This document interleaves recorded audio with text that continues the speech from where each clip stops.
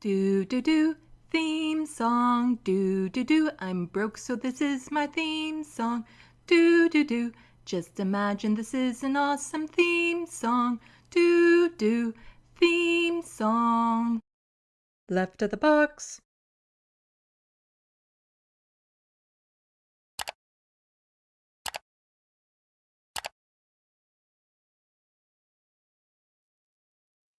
Hello, welcome to Left of the Box. Bonjour, bienvenue. I'm Sandy. Sorry, I'm a little off again today because, like last time, my computer is fucking mad at me. It is breathing so heavy right now because of all the bazillion tabs I have open.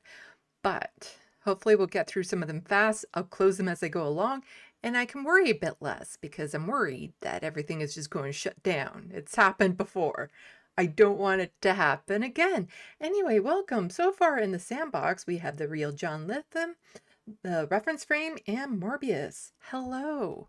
I know this is an odd time for me to stream, so I don't get as many people here as I normally do. But I have a huge announcement. Big announcement, big announcement. No, it has nothing to do with my TYT video. That's still... Oh boy, yeah, I'm still working on that one. But I do have an announcement. An announcement. Yes, sorry. I'm like, there's all this like last minute stuff that I'm trying to get together for today's stream. It is primarily about the Palestinians, but there are updates from the Venezuelan story I do want to touch on before I get to that. Lots to go over. Lots and lots to get over. Go over. Oh my God. It's going to be one hell of a stream today, I think. Yeah. I still need to clip the one segment from yesterday's stream. I got busy today with that related to the big announcement. I got busy, so focused on that I almost forgot to do a whole bunch of other things I needed to do. So I've been like working nonstop today, and I'll be working nonstop tomorrow and the next day and so on. This is not my holiday time. No worries about misspelling my name, Mobius. My mom cursed me to a life of no personalized toothbrushes. Yeah, I know. It's an odd spelling. It's an odd spelling. But do you want to guess what the announcement is? I want to see some guesses. Guess. And also, please like and share this stream to let other people know that is happening. Oh, I should probably like retweet it. I can't do it on my computer right now because, like I said, my computer is super mad at me. So I think it's best if I do it on my phone. So let's do this. Retweet, repost. See if we can get more people in. There we go. Repost. There we go. Okay. Hello, Looney Tunes. Yes, I'm going to make a big announcement. It's nothing to do with TYT. I know that's what everyone wants the big announcement to be, but this is not it.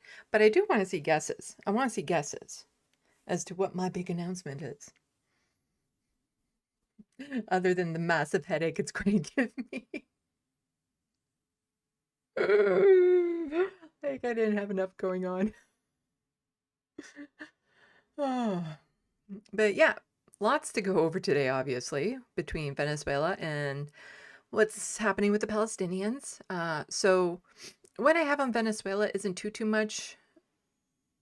It's just some updates from yesterday. And I'm still compiling them. And then there was a video that I wanted to see that I forgot to watch. That was like a short video about how Mark Carney is handling it. So I'll see if I can find that particular video. But then there's another video of Maduro pleading not guilty, which I have queued up to watch.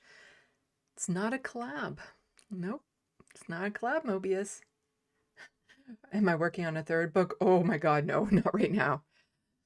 I'll be working on like 10 different books once my TYT video essay is done because, you know, I have so many books planned for sequels and prequels to Necroplasm. But these are good guesses. They're very good guesses. They're very like on They make a lot of sense. Let's put it that way.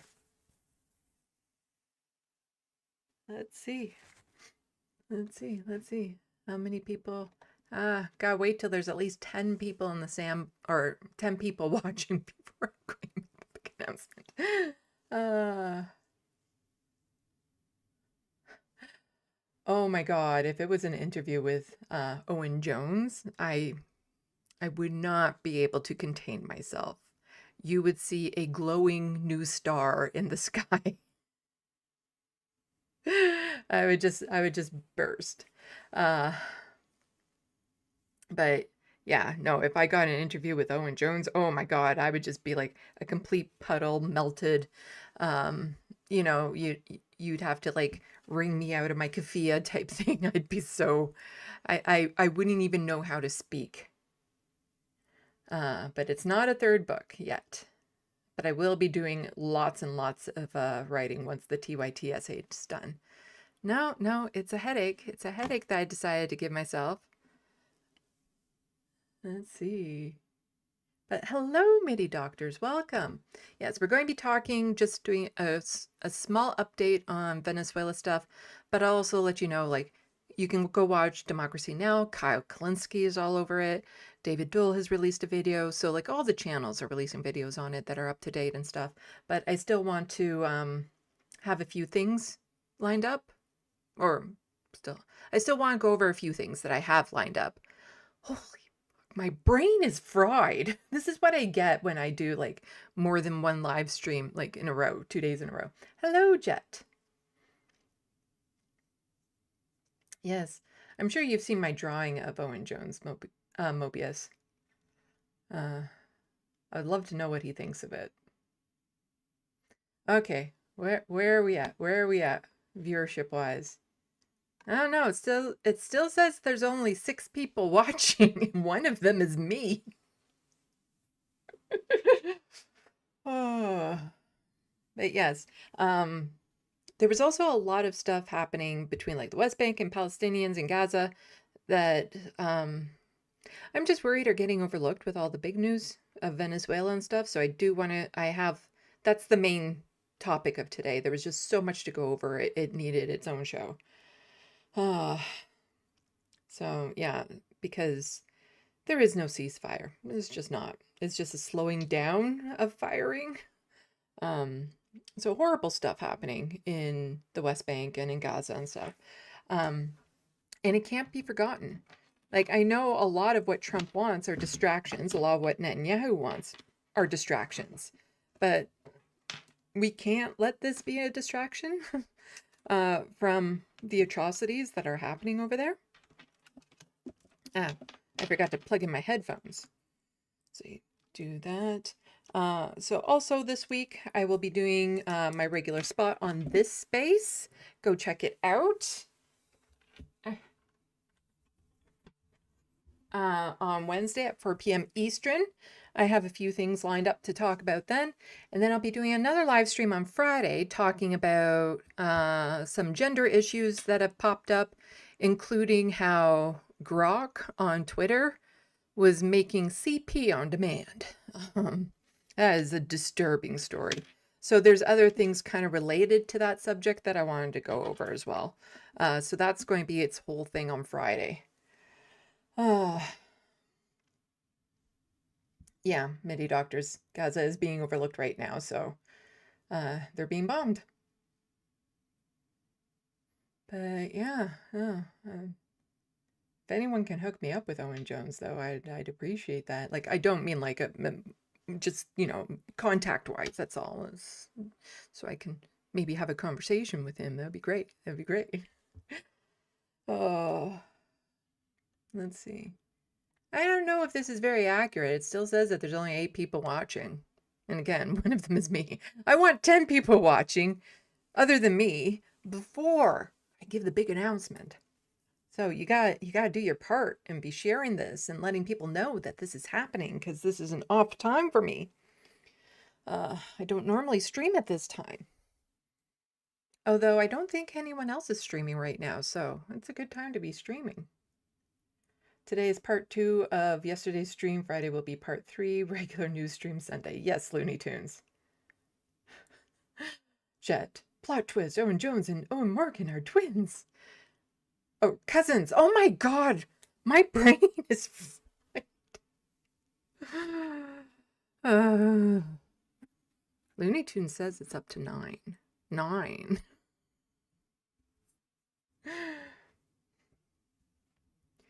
Real John Litham. Hopefully more people come in from Blue Sky. Oh, you probably were kind enough to send that out. I should go like that. I will like that. Do. You know, there are hints on my Blue Sky and Twitter account as to what the big announcement is. There are hints. There are hints. If you're very astute, you can figure it out. Oh, but yeah, it's been a wild weekend. I think part of the reason why my brain is so fried is just because everything that's been happening is so horrible. And sometimes on the surface, I think I'm dealing with it fine, but then I realize that under the surface, I'm not. And it can lash out of me in very odd ways that I'm not expecting sometimes, where I think I'm fine, and then suddenly I'm in the grocery store and I see, you know, a product made from Palestinians or something, and I just end up breaking down in tears or something like that. Like, it's, am I getting married? You're a darling. No. That would require a relationship, and I haven't had one of those for a long time. Also, I don't see the point in marriage. Immigrating to Norway. That is tempting. If I had to go to another country. I think one like Norway or Sweden or something like that would be up my alley. You know, a country with a good winter. I want a winter.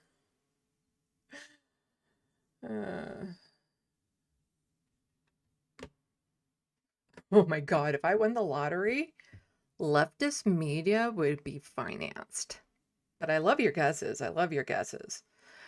Nope. We would have our own dark donor. What was the phrase when you have the secret donor to all leftist media? Yes, MIDI doctors. Parasocial is better than the real thing because you always win the arguments that way. Let's see. Oh, I think I'm going down in numbers. Maybe I should just get to the news and then see how that happens. And just wait till either somebody guesses it or I get like a lot more viewers watching. Imagine this space with $1 billion. Yeah. No, it's not a book. I need to finish the TYT essay first, and then I can focus on my books. And the announcement isn't about my TYT essay. That's still... I've been working on it. I watched a Dr. Phil essay yesterday by Matt... Oh, what's his name? Matt Berenstein? He did a video about it, going over like Dr. Phil's history and his turn to like Nazism, and how it's not that shocking if you actually look into what he was doing and stuff. And then I watched another video essay on him from Legal Eagle, talking about the potential fraud and stuff that he's involved in, which I thought was interesting. You see, I need to know this for the whole 30 seconds, not even probably, that I'm going to be mentioning it in my TYT essay. Like, it's literally probably just going to be all of 15 seconds long worth in my video essay, but I feel like I should be informed. It's not a new cat. But yeah, oh, I'd love to be a secret millionaire. MIDI doctors. I have stalkers. They're my parasocial posse. I don't know if I have any stalkers. I don't think so. If they are, they're doing a very piss poor job of getting my attention. I think I make it too easy. It's too easy to reach me. It's just, hey, my emails are all available. You can contact me on all my social medias. It's hardly a secret. Like, it's hardly difficult to get my attention. You're running out of guesses, huh? Yeah, okay. Okay, okay. Well, maybe we should just get to the news and then hope that, oh, it says 10, but I am one of them. So we gotta go for like 11. Oh, I wish I was running for office, Mobius. You see, I did run for office once, or I tried to. And since then, I started a YouTube channel. I don't think I'll be running for office again, at least not provincially or federally. Just given all the content that I have out there, no party would actually accept me, which is sad. I'd have to run as an independent. I'm running as an independent in a parliamentary system. It's just a no-go. It's a waste of money. Yeah, people are trying their best. They're trying their best. This was kind of spur of the moment, to be honest. I just kind of thought of it, and then it's the ADHD thing. I thought of it, and I had that burst of energy. I'm like, I'm doing it, and I just did it. It's this type of impulse. Lack of impulse control has gotten me in trouble a lot of times too, where it's like, that sounds like a neat thing to try. And then I do it and I totally do it wrong because I just jump in too fast. But this one, it's not something I'm jumping in too fast. And it was something kind of in the back of my mind, but then all of a sudden I had this burst of energy to do it. And so I'm like, okay, I have to take advantage of this burst of energy and just get it done. Get it done. But, yeah, I'd have to have a lot more money if I wanted to run for an office. Like here, maybe like municipally, but municipal government wouldn't have the same impact as I would want. Because the thing about running for like a provincial or a federal office is that even if you lose, it raises your platform. It can help you get your message out. And that was part of the reason why I wanted to run, was to help, get the progressive message out, help spread the word, make the world a better place, that sort of thing. And being on a much larger platform, like you'd be in the media and things of that sort, it would help get that, get me known, get my message known. Whereas at least here, if you run municipally, nobody knows who you are. Most people probably don't even know who their mayor is. More people will know who the mayor of Toronto is than they will know who their mayor is. I know, I can't remember names, but if I saw the name, I'd know it, but I do know who like my ward councillor is and my mayor and whatnot. And sometimes it's like one of those good things that you don't know, which means they aren't causing any problems per se. But you also still need a lot of money to run municipally, just given the amount of time and resources and stuff it takes. Let's see.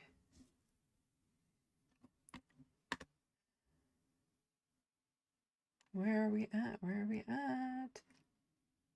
I think I better get to the news because my viewer count is actually going down. Oh, this is what I get for doing live streams when I don't normally do it. Yes, Jet, more people are aware of Zoran than they are of their own mayors. Actually, I wouldn't mind checking out like living out east or something. Nova Scotia, Newfoundland, that sort of thing. They can get a lot of snow. I know how to play an instrument, MIDI doctors. Well, I'd be super rusty at it, but I technically know how to play it. And I technically know where the keys on the piano is. Like I can technically read music, but I can't play more than like a note at a time. I'm not a piano player.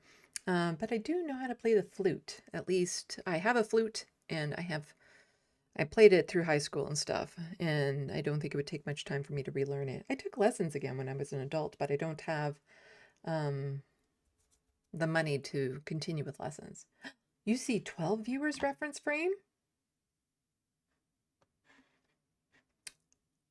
That we do. Okay.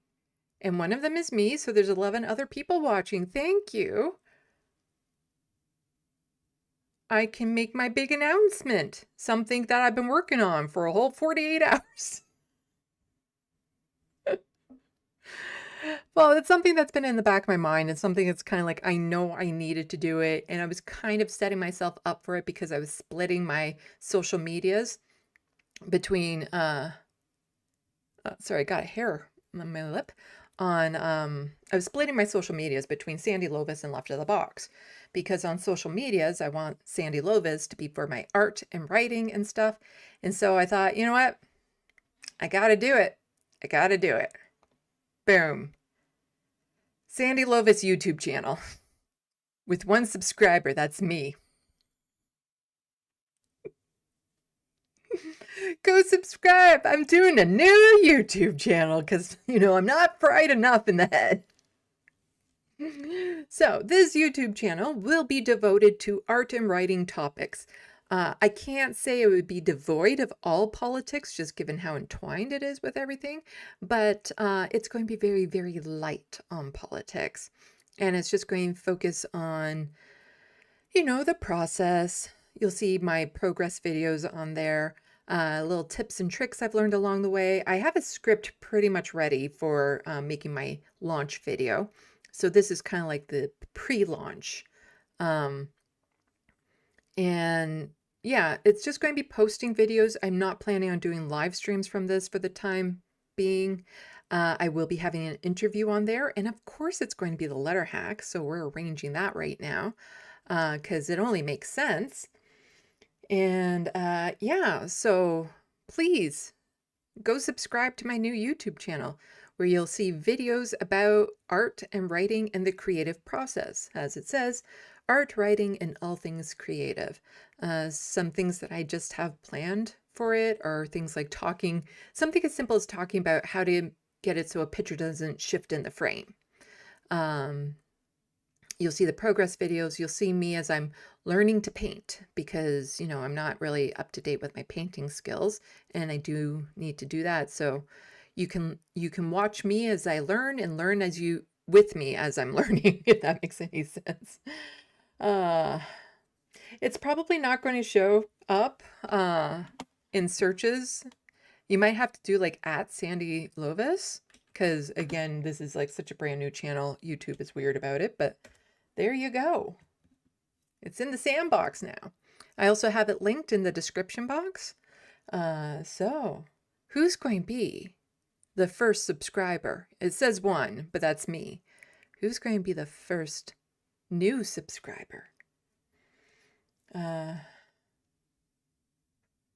So yeah, I will be talking about more like the writing process, what it takes to be creative, like how to get the creative juices flowing in any individual. I'll talk about my drawing style. Like it's just, there will be a lot of videos on there will have absolutely nothing to do with politics. Again, it's more about my art and writing and being creative. And so as I'm populating this YouTube channel, I'll be deleting them. So the nice thing is, I don't have the energy to really devote to making new videos for this channel yet. I will be doing a channel trailer. I have it pretty much scripted out. So hopefully by next Sunday, I'll have that. So when I launch it proper, I'll launch it with that YouTube video. But I'll be adding the progress videos and all the stuff that I already have up on Left of the Box that are art related onto this channel and then deleting them off of Left of the Box. Because, you know, everyone keeps on saying that when you mix it up like that, the different styles, YouTube doesn't like it and it sucks more in the algorithms and so on and so forth. And I think I just needed it separated. So that way, if my Left of the Box channel is sucking because of the algorithms, being that it's politics and stuff, maybe this channel will pick up a bit better. So let's see. If I refresh. 5 subscribers. Thank you. Oh. So I'll have to share the link some more. And so this isn't my official launch. Like I said, I'm making a short intro video for this channel. And when I start sending that out, that will be the official launch of it. Because as you can see, there is no content on it yet. But yeah, Letterhack will be joining me for an interview. No videos will be like premiered on it or anything. Nothing like that. Like it's just going to be posting videos. No live streams for the foreseeable future. Just, yeah, little different tricks and stuff. And you can watch me paint as I'm learning how to paint and whatnot. So thank you, everyone, for subscribing to it. And let's see. I'm actually kind of curious if I can build that channel faster. It's not really comparable, though, because I'm shouting it out to my YouTube audience. So it's not like I'm starting from scratch the way I did with this channel. Soul, I've always forgot the exact spelling of Lovis. That would be an issue. That would be an issue. That's why I do sometimes. I don't care so much if people spell my name wrong, but I do acknowledge, like, I do have to remind people that you've spelled, like Sandy, you've spelled it wrong, because then if you are trying to search my name, you won't find it if you spell it and it's not a common spelling. Anyway, why don't we get into the news? So I wanted to do just some updates on what's happening in Venezuela before we move on to things happening with the Palestinians. But yeah, the updates are coming in and they are grim. Over 100 people, according to Democracy Now!, were killed in that attack. Innocent people, some just sleeping in their homes. Just very disturbing. I just saw this video here, so we're going to watch it together from CTV News about Maduro pleading not guilty. Then there's a tweet from Owen Jones and some other things that I wanted to go over. Again, there's been so much. And every day we're going to be learning new things about this. And every day the threat is getting bigger, especially like if you're living in Greenland right now, I'm pretty sure you're nervous. You're very super nervous. Or if you live in Mexico or Colombia and all these sorts of places, I'm sure you're feeling very, very nervous right now. I'm feeling it. And I live in Canada because I said it yesterday and I stand by it. I do not feel like Mark Carney will keep us safe. I do not feel like this liberal government will keep us safe from the United States. And I'm very, very anxious. Like I'm just absorbing all the anxiety around me from the world, it feels like sometimes. Because it feels like you are just kind of at the edge of the plank. You know, you're walking the plank and you're just at the edge of it. And you look back and Donald Trump is there and you know, as soon as his mood changes, he'll push you off type thing. So I'm worried about it here in Canada because what I've seen from our elected officials so far was just so mealy-mouthed and nothing. Actually, like Mark Carney actually sounded like, oh, it was a good thing what the United States did because it was always an illegitimate government. According to who? Like to all of us Western countries? Like some people, it has been reported that it was a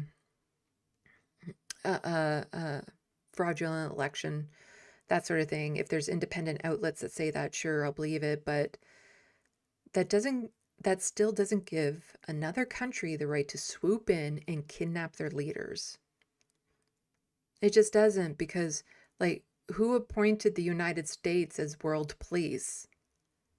And what's stopping them from just enforcing their law on the rest of the nations? This type of like state anarchy is just going to boil over into a crisis.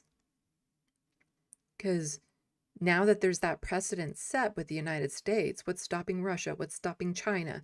What's stopping a whole bunch of other nations from just looking at their neighbors saying, you know what? I always really liked your house. so I'm just going to take it now. It's like even Israel with Yemen and all the other countries right around them that they've been bombing. Now it's stopping them from just saying, yeah, we'll just kidnap their leaders and take over their country. It's disturbing. It's disturbing.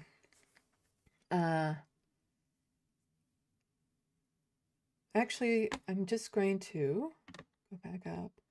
There we go. There we go. I pinned my YouTube channel to the top because I just caught it out of the side of my eye.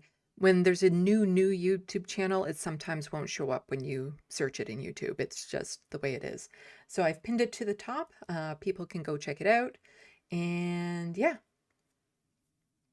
that's super helpful. Or you can just type in @SandyLovis in YouTube, and I think that would do it. I just wanted to get my name. I have my name.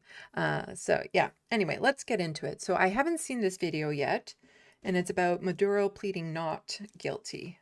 So we will watch it together.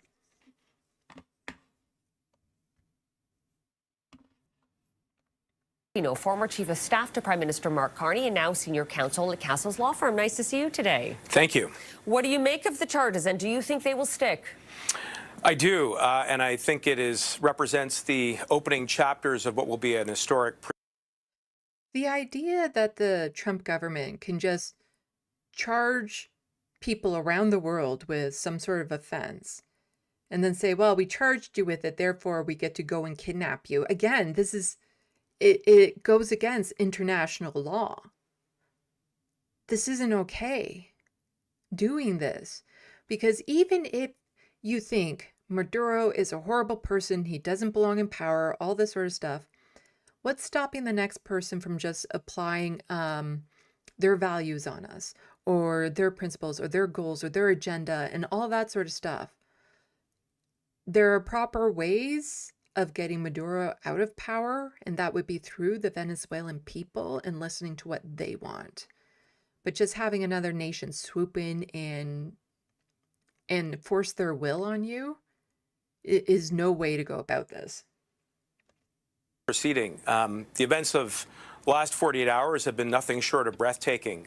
We've seen an American capture a de facto leader from a Latin American country. It was reported with great detail, and there's certainly going to be a lot of political debate about it. But I think one of the most important points for your viewers to know is that the moment that Maduro was transferred from the custody of the military to the justice system, that is where the rule of law has now definitively taken over. And of course, his fate will. So if the rule of law has definitively taken over now that they kidnapped him and took them onto American soil, what was happening before that definitive barrier? Will be decided in a courtroom. And when that courtroom does hear this trial, it will be a jury that hears it. How long do you expect this to play out, and what will that look like? Well, you allude to one of the many safeguards and the trappings of having a fair trial. So among the rights that Mr. Maduro... I'm sorry, I do not think there's going to be a fair trial in this situation, and I'd get very nervous if Maduro ends up in the same prison cell that Epstein was in. He has right to counsel. He has a right to know of the charges which are in the indictment. And as you know, he's been charged with some very serious crimes, including narcoterrorism and deliberately exporting narcotics to the United States, contrary to the... I hit pause. Narcoterrorism is a made-up fucking word right now. And I'm surprised that Donald Trump hasn't taken all the credit in the world for it, because he loves making up new things. And so here's narcoterrorism. That is a new thing. And it was basically coined by the Trump government. I'm actually shocked he's not taking more of that in, as opposed to just him taking credit for words that already existed. Hello, the Wild West. Their national interest, maliciously using the resources of the Venezuelan government to achieve those goals. Those are the allegations in the indictment. And on the other side of that, he faces very stiff jeopardy. So if convicted, he could face up to a life sentence, which in the eyes of many would be inappropriate given his abhorrent track record. In the eyes of many, that would be considered appropriate. Oh, he's not biased at all. And then what's stopping the next president from coming in and just pardoning him? Like Trump just did for an actual drug dealer president, former president. When it comes to human rights. Basically, there is no rule of law. It's just the rule of now. One would assume that if he was indicted on these charges, and this indictment was initially drafted in 2020, that there would be significant evidence against him, that he wasn't just a leader that kept this at arm's length. Do you have any insight on what this case actually looks like? Well, that will be up to the state prosecutor and the federal prosecutors. Okay, that's enough of that. Let me just see. There was one that I wanted to see, but I forgot to click on it. And it had to do with Mark Carney saying something about it. And it was a quick video. Let's see.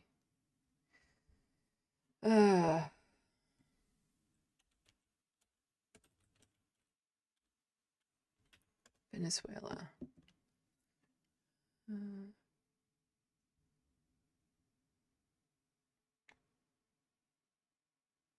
Oh, I think this is it here. Okay. I haven't seen Yesterday, it. Carney had a telephone call. Yeah, I haven't seen it, but I was wondering what was in it. It's a short video. Carney responds to Venezuela, sends important signal to U.S. former ambassador. This I'm kind of curious about because we have CTV News in the side here saying Prime Minister Carney's statement on Maduro glosses over U.S. involvement. So it'd be interesting to see how our press actually splits on this. Because here's CBC News off to the side saying Canada stands by Venezuela people, says PM Carney. So we might watch that one next, actually. Sorry, I didn't have time to pre-watch a lot of these. So we'll watch some of this, see what it's about, and then we'll move on to the CBC video, and then we'll move on to the other stuff that I have about this. With Maria Corina Machado. That is the opposition politician who was also awarded the Nobel Peace Prize this year for her work. She lives outside, in hiding actually, and they had that telephone call from an undisclosed location. And in that call, they kind of endorsed some of the messages that Carney has already come up with in response to Maduro's arrest. That is denouncing him as a brutal, oppressive dictator and referring to possible involvement in the drug trade.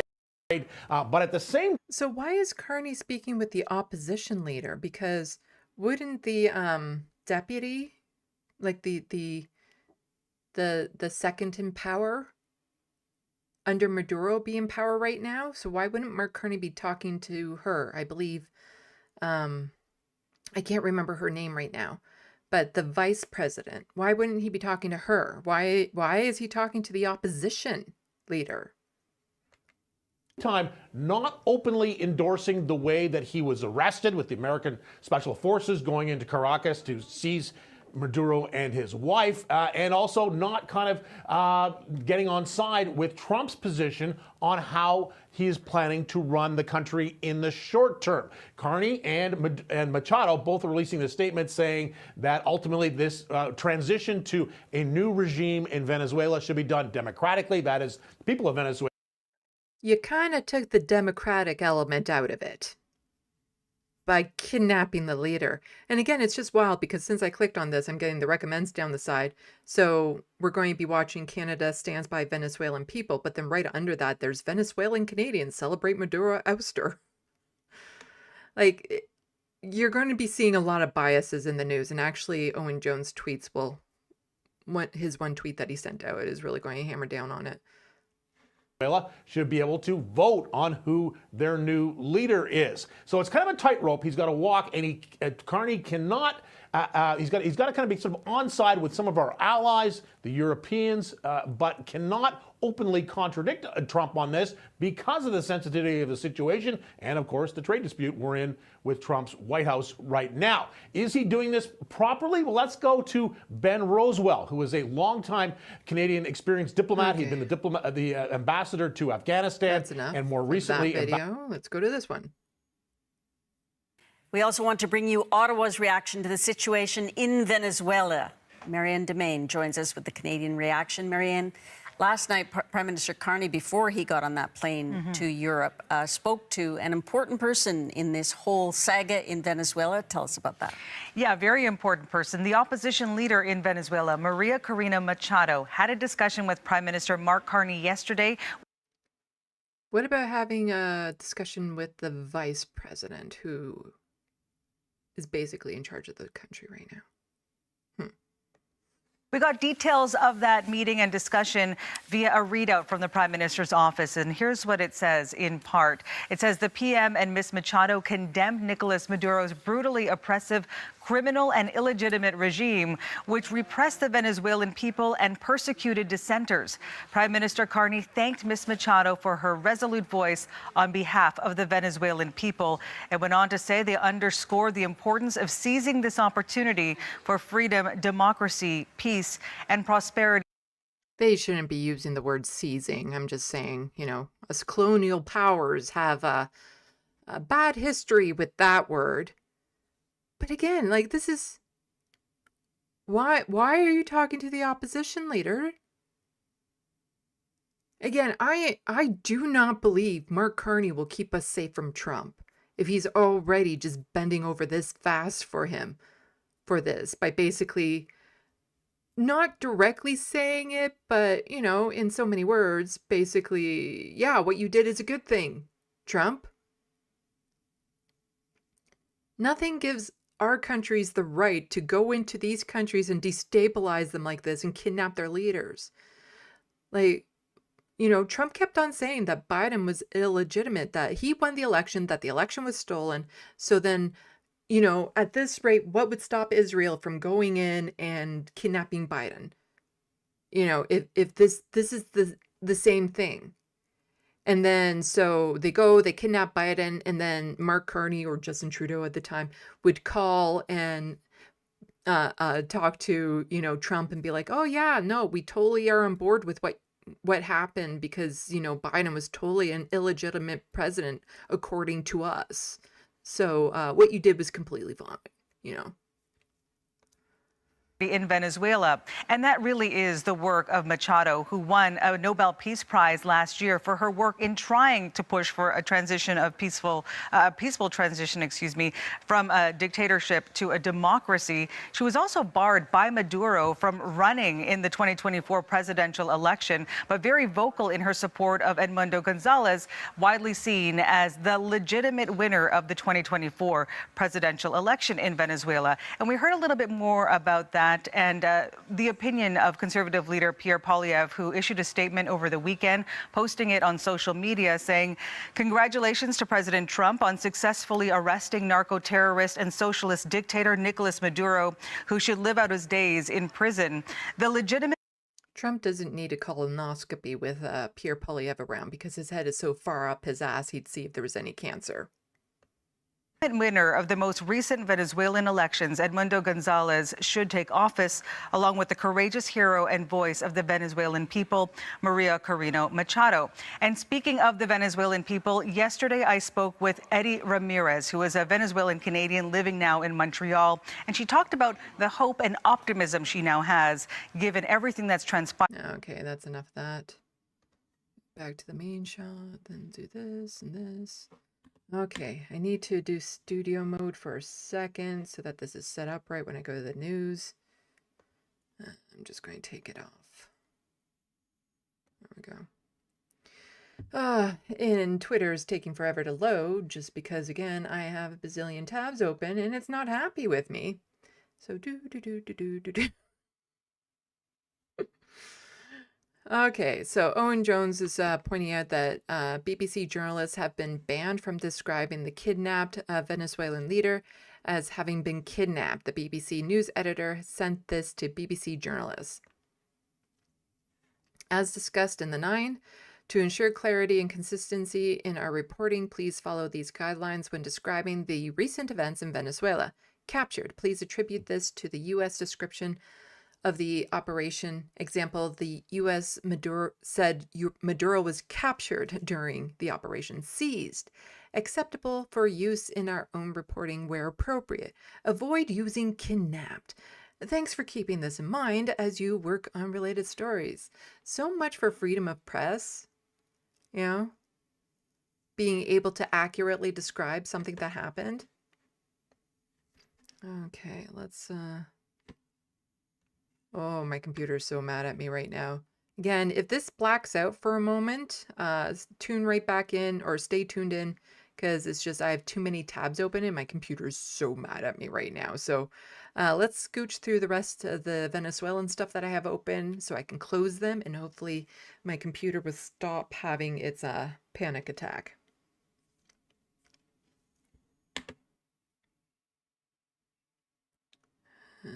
There we go. So somebody sent this out saying the presenter on Venezuelan state TV has been live almost continuously for like 20 hours at this point, keeping Venezuelans calmly informed and ensuring that fake news doesn't lead to the chaos and regime change, unsung heroes of this time like this. That is, yeah. I seriously doubt this is English. No estamos nada solos, no, al contrario. Hoy el mundo condena a Donald Trump y at this respalda al point, presidente Nicolás Maduro. Hoy el planeta entero, independientemente de los hilos políticos, ideológicos, está... I would, okay, let's go to news here. Oh, no, that's, properties. There we go. I'd be more curious as to what the reporters in Venezuela are saying about the situation versus what outsiders are saying. And I touched on it yesterday, that there's a stark divide of support between Venezuelans who live outside of the countries and ones who live in, because a lot of people who fled the country have issues with the government and stuff. So it's already a bias pool that they're pulling from and whatnot. So I'm curious as to what actual reporters within Venezuela are saying. Also, you can check out, again, Democracy Now!, Dropsite News. Majority Report had somebody on from Dropsite News talking about it. Kyle Kalinske, we're going to get to a couple of his tweets, is all over this. So you can get information about this that isn't directly from one of our mainstream medias who might be biased or who might be restricted as to what they can actually say about the situation. So here we have from Suppressed News, just in, Denmark's Prime Minister, Mette Frederiksen, said in a statement responding to Trump regarding Greenland. And then we'll watch the clip. And that's in response to this. So Trump wants to take Greenland. We need Greenland for national security. Not for minerals. We have so many sites for minerals and oil and everything. We have more oil than any other country in the world. We need Greenland for national security. And if you take a look at Greenland, you look up and down the coast, you have Russian and Chinese ships all over the place. That's not true. Russia and China have both denied that claim. But yeah, if I was living in Greenland right now, I'd be very nervous. Because, you know, what are you going to expect from the other European leaders when Trump just so blatantly did what he did and all the other leaders are like, yeah, so we'll have a statement, a strongly worded statement, maybe, but we're not really condemning what he did. I don't feel safe. And a lot of other people have been pointing this out. David Dole did a video on it and whatnot, that if Iraq was happening right now with our current government and with Mark Carney and stuff, we'd be going into Iraq with the United States. Because I covered this yesterday. One of the very few things that I was happy about with Jean Chrétien was when he said, no, we are not going with the United States into Iraq. We do not have UN Security Council clearance to do this. we're not sending our troops in. And that was one of the few times that I was like actually proud to be Canadian and felt like we had a destiny that was separate, or not a destiny, but just, you know, we were separate from the United States, that we weren't just so tied to the United States that we would do whatever they said. And we've lost that. Because Mark Carney will just do whatever Trump tells him. If Trump sends boots on the ground into Venezuela, some of those will be Canadian boots.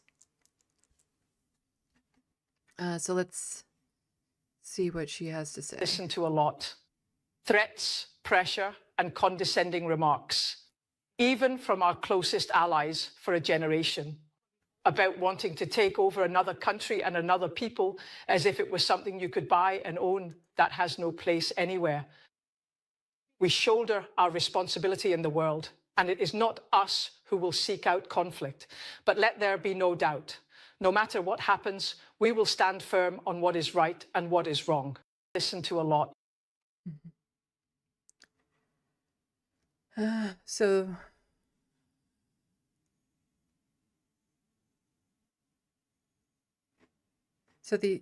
was this all in the statement? So I have to say this directly to the states. Yeah, part of the king. So the United States has no right to annex any of the 3 countries in the Commonwealth. The Kingdom of Denmark, and thus Greenland, is part of NATO and is therefore covered by the alliance's security guarantee. We already have a defense agreement between the Kingdom and the United States today, which gives the United States wide access to Greenland.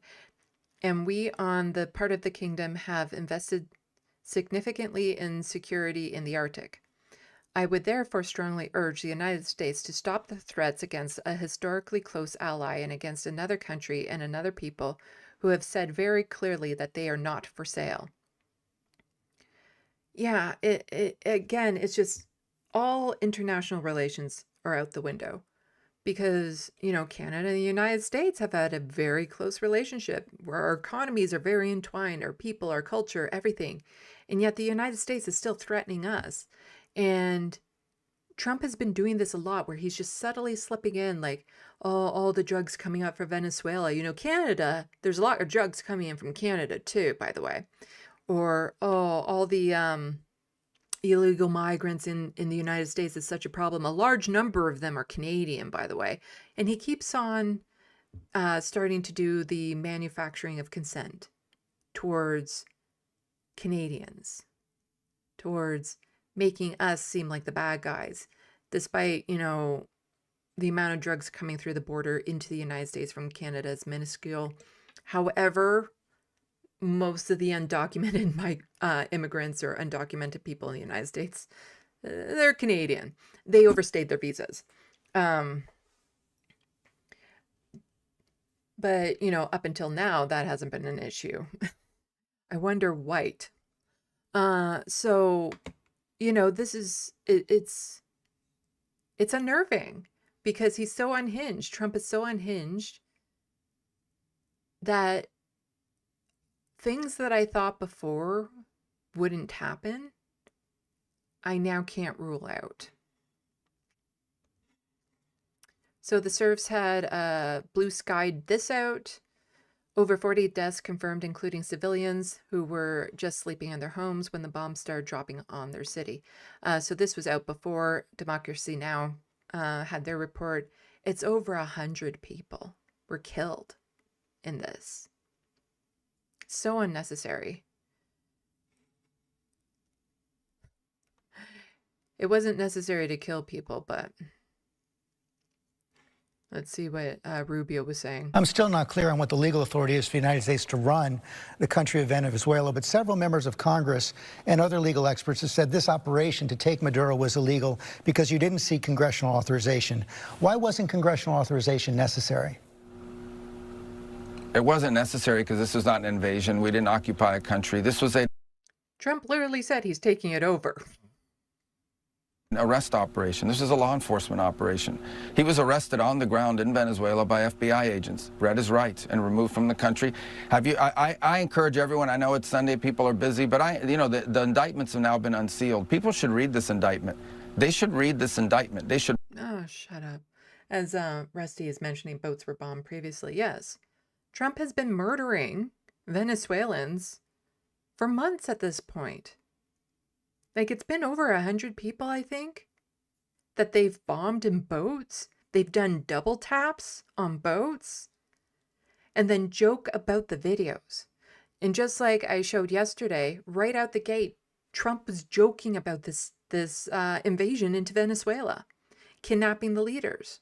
He was joking about it.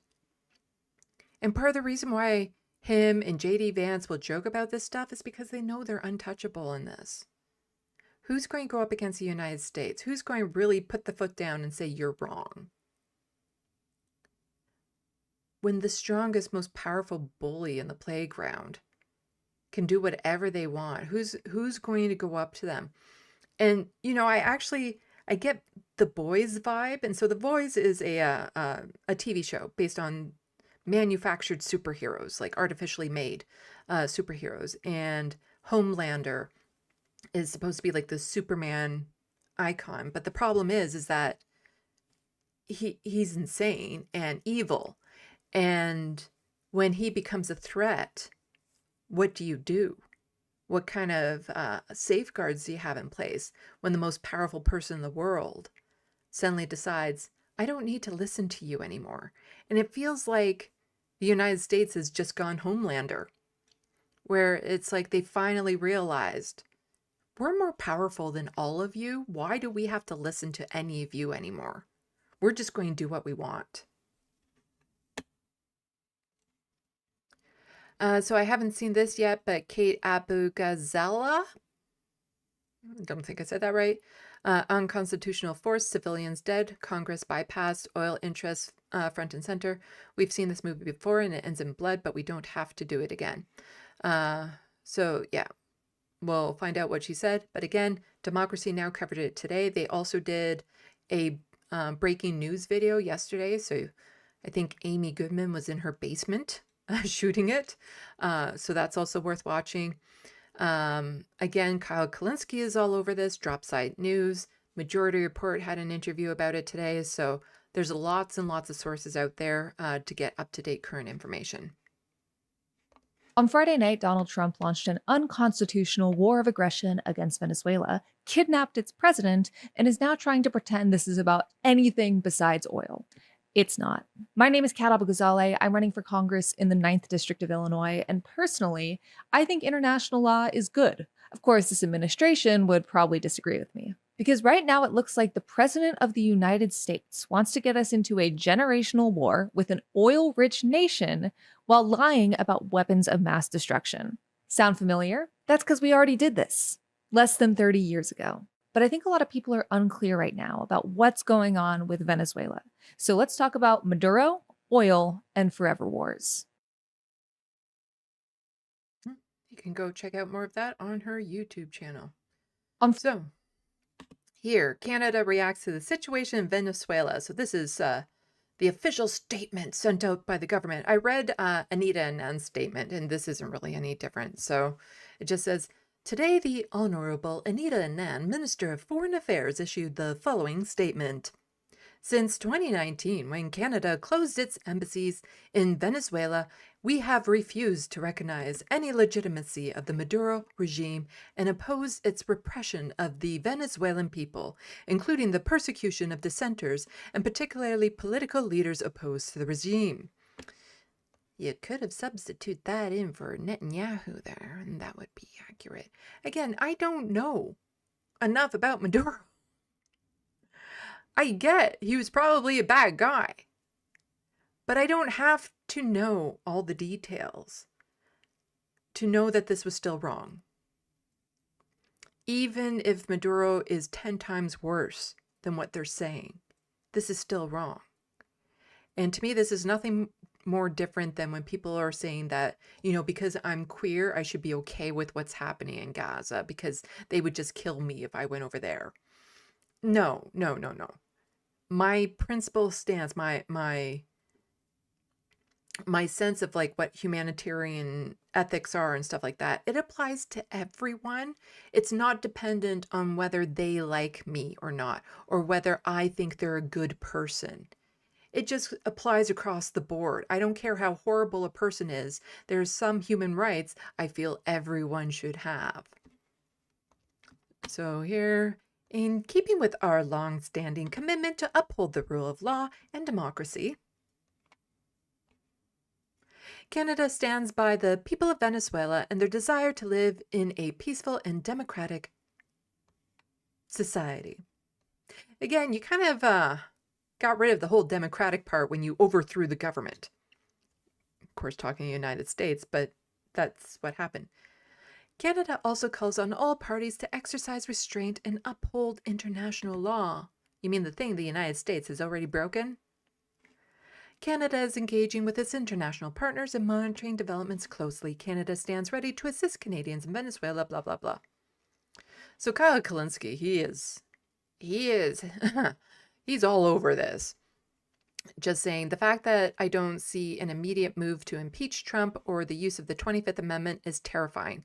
The lesson he'll learn is that he can get away with illegal war and regime change, so Greenland, Colombia, Mexico, and Panama must be prepared immediately. The Fourth Reich will come for you. A little bit of an update on that. Ro Khanna at least spoke out. I clicked on it. Again, my computer is just like, you have too many tabs open for me to actually do anything. Click. There we go. The silence from many media hyped 2028 contenders today is shocking. If you cannot oppose the regime change war for oil, you don't have the moral clarity or guts to lead our party or nation. And that is accurate. So Kyle had quote tweeted that saying, Congressman Khanna is right where the fuck is Gavin Shapiro, Pete Pritzker Whitmer. Oppose warmongering imperialism and oil theft, or you can't lead us in 2028. Shame on them. And so here we have breaking. A coalition spanning Latin America and Europe have issued a joint declaration calling on the immediate release of Venezuela's president, Nicolas Maduro. Signatories include Mexico, Brazil, Colombia, Chile, Uruguay, and Spain. I haven't seen this, so let's find out what's in it. 12 del día, 3 minutos. Lo último es un comunicado conjunto. Okay. We'll just have to take the word that these are the co-signers because there's no English subtitles on that. Ireland, Slovenia, Belgium, Serbia, not on the list calling for the release of President Maduro. So they're not on the list. And by Europe, yeah. By Europe, you only mean the Latin country of Spain. But once again, no one does it like the fucking French. And they are protesting, and they are protesting like only the French do, which is great. And I wish there was more of this. I wish there was more of this energy everywhere.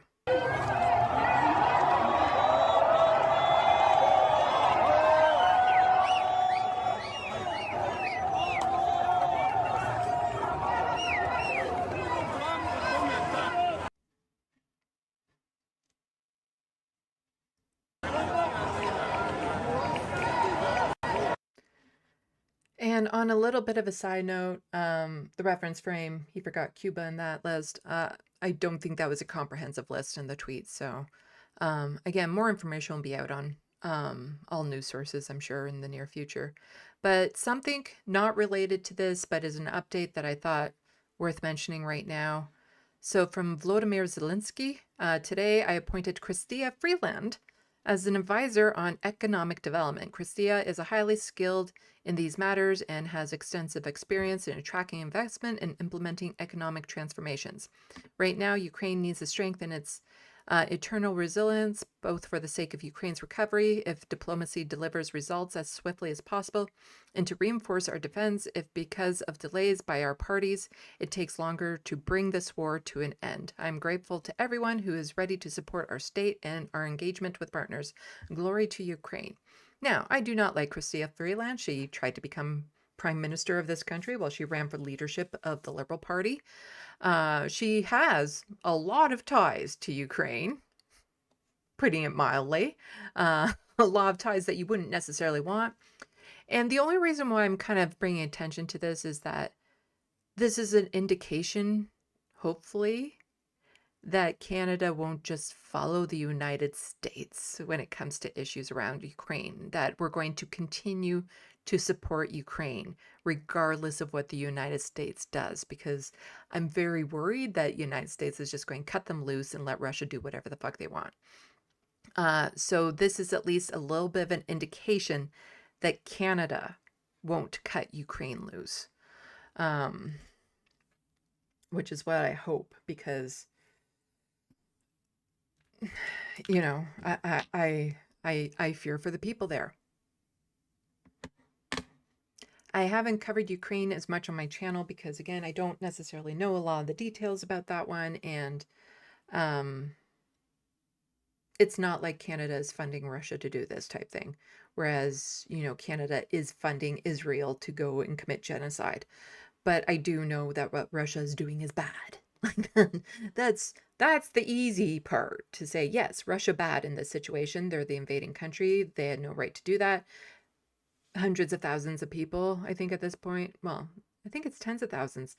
I don't know the death count, but it's too high because it should have never happened. So I am glad that Canada, it looks like, will still support Ukraine regardless of what the United States does. So I'll pull up my next. I'm starting there. So next we're going to be getting into all things regarding the Palestinians. But before we do that, go and check the SandBox. Okay. So yeah, lots to talk about with the Palestinians that a lot of people, unfortunately, are kind of overlooking right now with all the news about Venezuela and the United States going completely off the rails.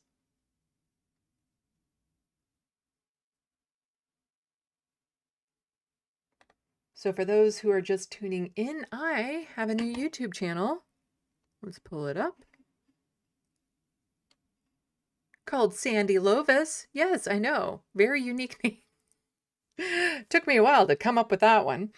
And it's going to focus on my art and writing and authoring, like art, writing, and all things creative. So it's going to talk about how to become creative, what inspires you. It's going to be extremely light on politics. Just given how everything is entwined, I can't say it's going to be completely free of politics, but it'd be very light, and plenty of the videos will actually have nothing to do with politics. I'll be sharing some of the tricks I've learned along the way. A video I have planned, something as simple as how to make it so your picture doesn't shift in a frame. But I'll also be posting my progress videos of my artwork on here. And as I do that, I'll be taking them down from Left of the Box and moving them over here. I already have planned to do an interview with the Letter Hack to talk about creativity and stuff. Nothing's going to be live streamed on it at this point. Nothing premiered. It's just, I'm just going to be posting videos. So please check it out. Let's see what the subscriber count is up to. Ooh, it's more than doubled. Wow, you guys are great. I'm working on, I have it scripted out, a launch video for it. So by my next news live stream on Sunday, I'll have that launch video ready. And then let's see how fast I can get this one monetized. Hopefully it won't take like 3 years. Okay. Let's get back to, let me just click on here. Okay, let's check the SandBox. So I have the link to that YouTube channel pinned to the top because YouTube is weird. With new channels like that, you can't necessarily just search them. So click on the link and you can become a subscriber and support my creativity endeavors and maybe learn a little bit about your own creativity genius.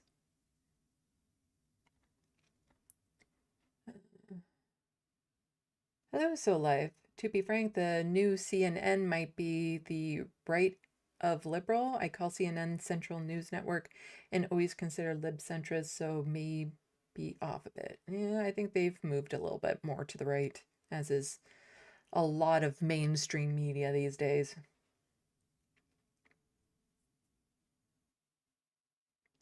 The reference frame, the VP, Nelcy Rodriguez, is in power right now. Yeah, that's who Mark Carney should have been calling.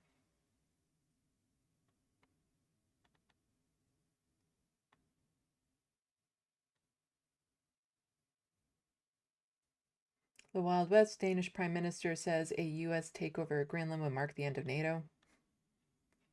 Yeah. So, like, can Turkey now invade Israel to bring justice to Bibi?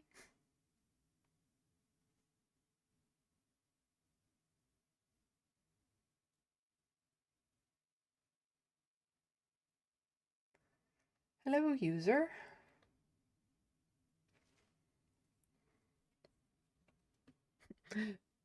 Mobius, will Trump now accept the inevitable flow of refugees resulting from his actions? Absolutely not. I think we know that, unfortunately, because a lot of the refugees already coming up from South America are because of United States involvement.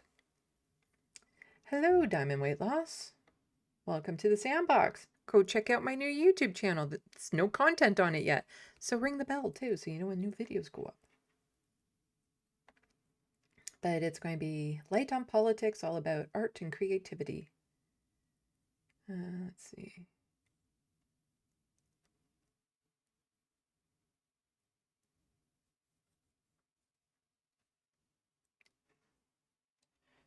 So, MIDI doctors, if Greenland is attacked, Denmark, a member of NATO, can trigger Article 5 and the rest of NATO would be at war with the US. Yeah.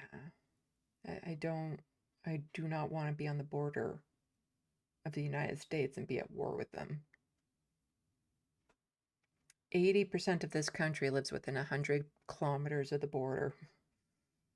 The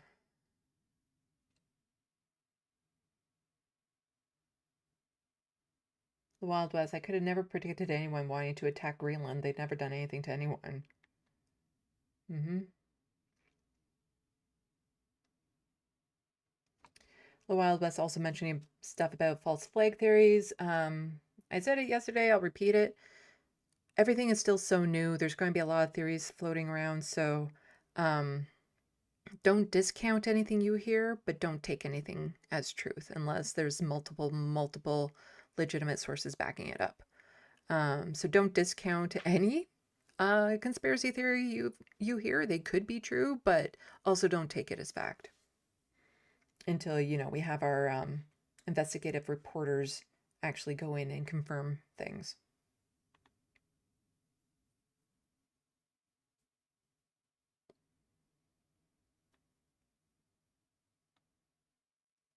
The Wild West, does the FBI have international authority? I don't understand. Yeah, it doesn't. They don't have the authority to just go in and arrest people in other countries.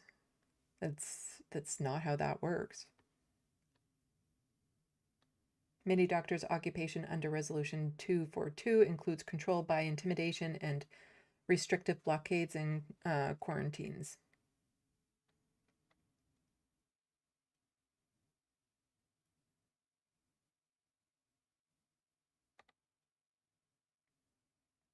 Let's see.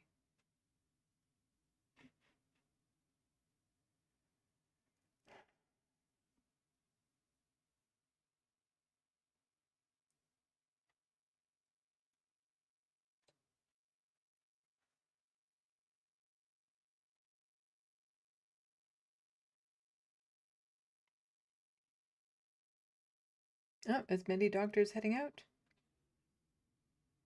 Well, have a good night. Yep. The Wild West, I saw that you had made a funny tweet and I can't find it, or comment, and I can't find it right now. There was a comment that I saw at the corner of my eye that I'm like, that's pretty cute, and I want to say it out loud, but I don't know where it is. It wasn't that one. It wasn't about the FBI. It wasn't about the false flag. It wasn't. I was trying to find it. Darn it. I was thinking, oh yeah, I'll see it as I go down. Oh, there it is. Be right back. Kidnapping Putin.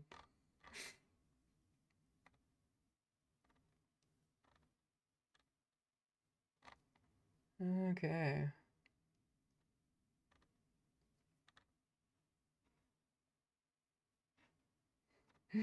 Did we get a troll in here?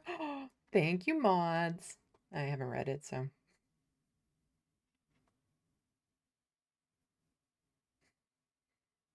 That's the first time I've heard of a Banksy being called elitist. Oh, did they comment on my little Banksy drawing I have back there?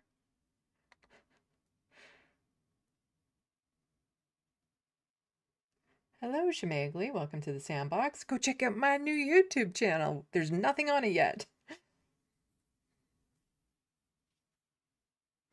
Launch video will be coming out on Sunday, right before my news live stream, so that I can try to get as much attention to it as possible.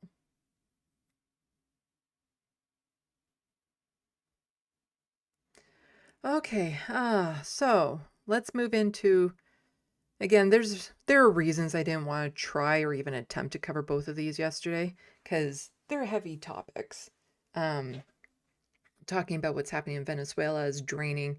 Now I'm going to be talking about the Palestinians, and this is draining. It is really bad, everything that's still happening over there. And, but we can't not cover it. You know, we still have to pay attention. We still have to know what's happening. Democracy Now! Again, covered it today, saying that so far, like, over 400 people have been killed in Gaza since the so-called ceasefire. Again, I would estimate that number to be much, much higher. It's just the people they've counted. You know, all the people who've died of disease or hunger or the elements that would be alive had Israel not be doing what it's doing. It's probably far, far higher than that. And we're going to get into a very disturbing potential statistic. But we can't forget, we can't look away. Netanyahu is using this as a distraction to continue on with his genocide. And all the ceasefire did was slow it down a bit. It didn't stop it. He's still doing exactly everything he wanted to do. So again, it's heavier content that we're about to get into. So I wish there was a quicker way of doing this, but there we go. Then I can close that window. There we go. So somebody tweeted this out, a horrifying clip. The occupation army tries to assassinate Palestinian fishermen in the open sea of Gaza as they struggle to feed their families. A crime broadcast live. A lot of people don't know that them not being allowed to fish is nothing new. For a long, long, long time in their apartheid state in the open-air prison of Gaza, they weren't allowed to go out into the ocean a certain distance in order to go fishing and stuff. You know, because they were never free. Like, again, it's just kind of mind-boggling. They weren't allowed to go out in small little rickety boats into the ocean. Israel was preventing them from doing that simple thing. What kind of threat could they have been? And it was because, partly, if you went out further, you'd have a better chance of catching the fish, and they didn't want that. And so people are desperate now. They're trying to go out, but as soon as you're out on the water, you're an open target. So I'm going to be muting a lot of these. Sometimes the sound is just disturbing. Other times there's a lot of music being played over these videos, which will probably hit me up later on. But here we go. Maybe. You don't see them getting hit or anything, but you do see the splatters in the water of the gunfire. And then I'm going to mute it over here just in case the next one autoplays. Then there's this, horrifying. Despite the ceasefire, Israeli soldiers mark New Year's 2026 by randomly firing at civilian homes in Gaza and proudly sharing the footage on social media. This has been the most advertised genocide, live streamed, captured, genocide ever, because a lot of the IDF soldiers, they're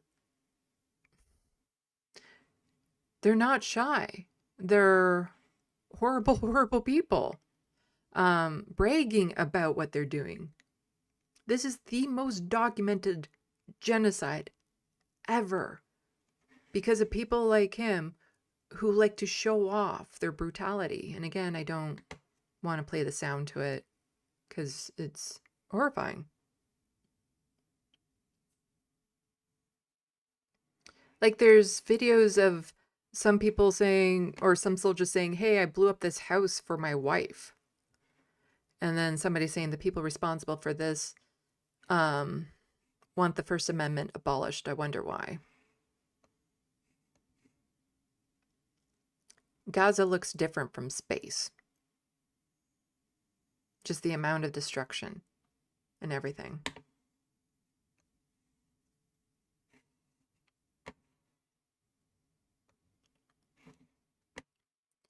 So here we have how Rebecca's saying, in Gaza, 2025 has been about survival, a people collectively punished by racist Israel, United States, British regimes. You need the Canadian flag in there. Victims of racism, victims of genocide, victims of crime against humanity, repulsive, don't celebrate New Year's, instead commit to change the next year. And so I think this one has music too, so I'll have to be careful. Let me just check. Yeah. So I have that muted. But heavy rains, this is what their winter looks like in Gaza. And there have been reports of children drowning in their tents. Because the thing is like when fabric like this gets wet and heavy, it can hold people down. And that's part of the reason. The water just splashes in, and before they have a chance to respond, if that's weighted down on a little child, they won't be able to get out of it. And this one is, again, it's just, when you see it, it's horrifying. What's happening? This one I believe we can listen to. So the water just burst the little sandbank that they had there. هذا أصبح نسمع ناس صارت تصحى تلاقي حالها في الخير.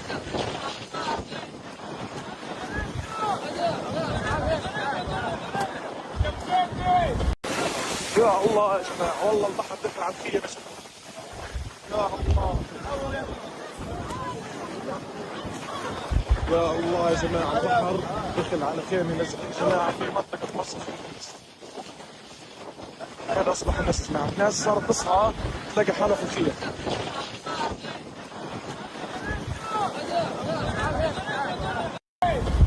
هذا مكان خيمة نزل على شاطئ بحر مدينة خانون.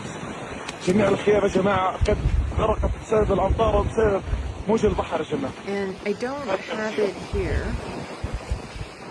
يا الله. I closed the tab and sound is still playing.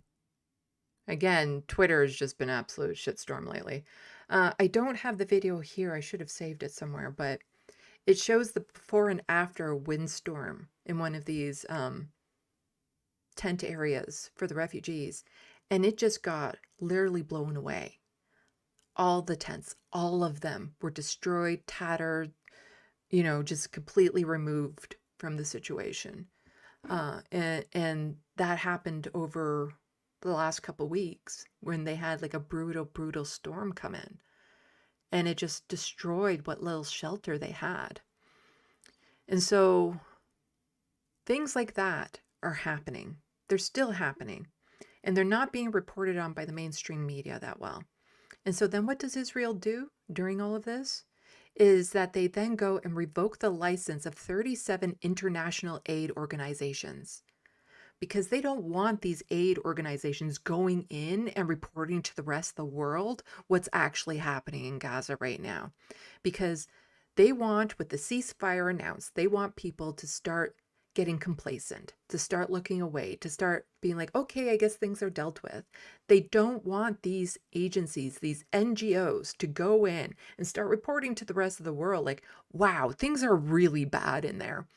And Israel is still, you know, restricting aid. They're still bombing people. They're still shooting people, all of this sort of stuff.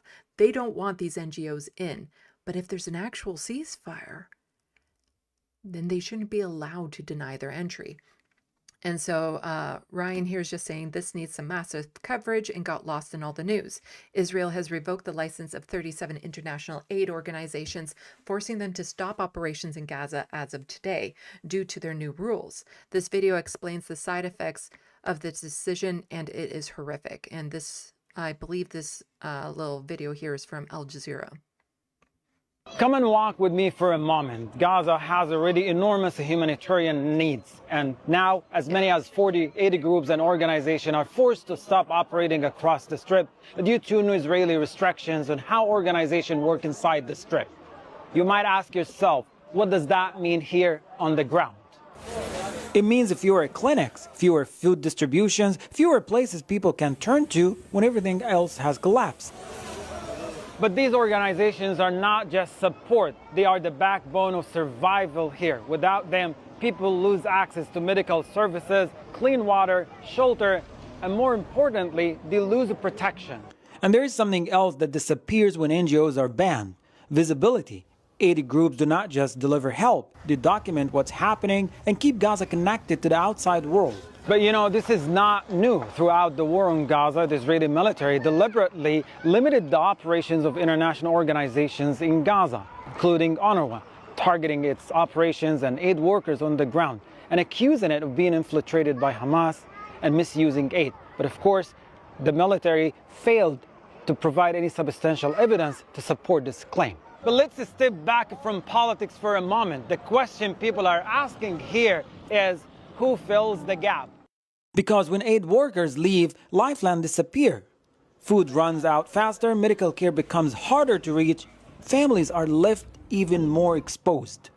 At a time when people here are facing displacement, hunger, and diseases, these restrictions by the Israeli military are not just a change of policy, they're set to deepen an already catastrophic reality. And the AP has a list of the aid groups working in Gaza that Israel is suspending. So the article says, Israel says it is suspending humanitarian organizations that have failed to meet its new rules to vet international groups working in the Gaza Strip. These new rules, like the type of proof they wanted is like trying to prove a negative. They wanted them to prove a negative with a lot of the stuff, and they were just using anything they could to justify suspending their license. So they include some of the world's most prominent and outspoken organizations, including Doctors Without Borders. The suspension begins January 1st, right when a lot of the Western media wasn't paying attention to the news because, holidays and stuff. International organizations have said Israel's rules are arbitrary and could endanger staff. Israel has accused militant groups of operating under the cover of international organizations, something the groups deny. The Israeli defense body that oversees humanitarian aid to Gaza, Kogat, said that the organizations on the list contribute less than 1% of the total aid going into Gaza Strip, and that help will continue to enter from the organizations that did receive permits. He continued to operate in Gaza. I'm doubtful of that. So I'm not going to read out the entire list because it is 37 names, but you'll be able to see them here on the screen. So we have like Action Against Hunger. Ooh, that sounds dangerous. Japan International Volunteer Center. Campaign for Children of Palestine. CARE. Mercy Corp. Norwegian Refugee Council, International Rescue Committee, World Vision International, American Friends Service Committee, Medical Aid Palestine Ukraine, War Child Holland. Where's the Doctors Without Borders? Is this in alphabetical order? No.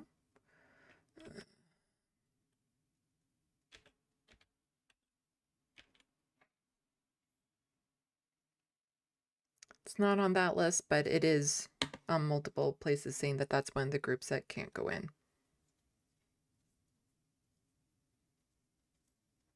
Unless it's like a subgroup of one of these.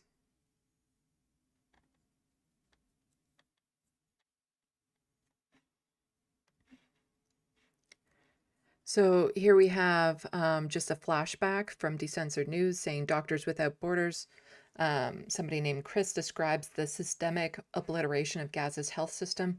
Israeli forces have attacked our convoys, detained our staff. Well, I don't need to read the quote. We'll get to it. And this is from February 2024. It's like, after watching this, it's not hard to understand why Israel is trying to block them. So, and this is being quote tweeted because of this. So Israel becomes the first country in the world to ban the humanitarian organization Doctors Without Borders. Let that sink in. File under things you do when you are committing genocide. So yeah. Make sure that the audio is there. Yeah. Okay.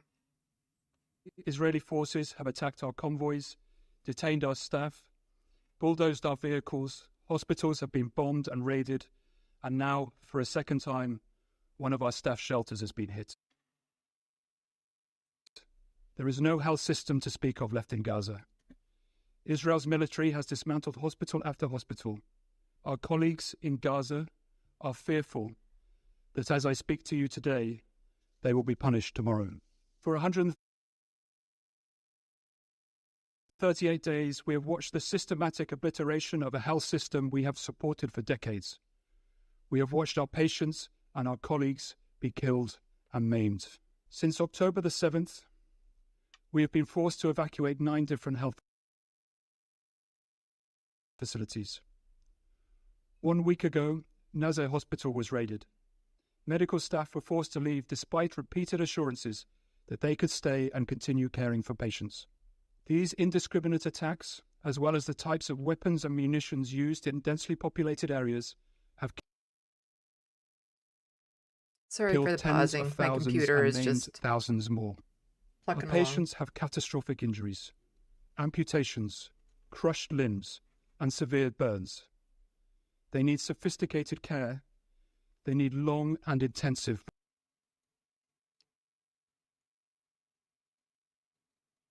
rehabilitation. Medics cannot treat these injuries on a battlefield or in the ashes of destroyed hospitals. There are not enough hospital beds, there are not enough medications, and not enough supplies.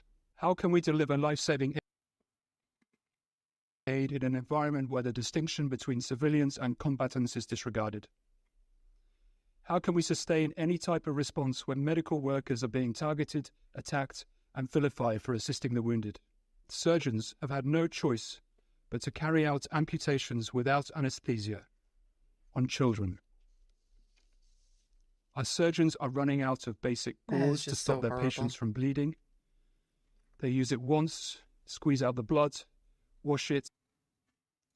like everything. It's so horrible. Like just remembering all the stories that we were hearing back then about having the doctors having to drink like saline fluid and all this sort of stuff, and that these amputations and stuff are happening to children without anesthesia.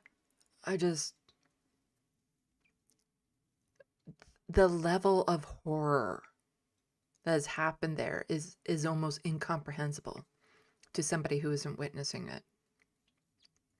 The doctors who choose to go in there are some of the bravest people in the world. The ones who choose to put themselves in that position. Sorry, my computer is still really Sterilize wonky. it and reuse it for the next patient. The humanitarian crisis in Gaza has left pregnant women without medical care for months. Women in labor cannot reach functional delivery rooms. They are giving birth in plastic tents and public buildings. Medical teams have added a new acronym to their vocabulary: WCNSF. Wounded child, no surviving family. Children who do survive this war will not only bear the visible wounds of traumatic injuries, but the invisible ones too. Those of repeated displacement, constant fear, and witnessing family members literally dismembered before their eyes. These psychological injuries have led children as young as 5 to tell us that they would prefer to die. Just horrifying.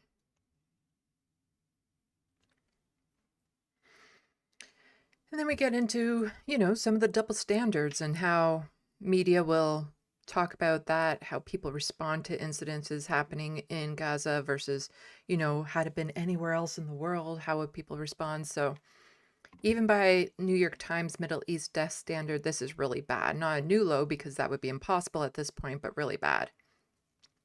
So, and he's quote tweeting somebody saying, "Nothing to see here, just the New York Times actually justifying Israel's ban on humanitarian organizations like Doctors Without Borders and Save the Children that provide life-saving support to Palestinians. This is propaganda, not journalism." And so from the New York Times, Gaza aid groups face suspensions under new Israeli rules.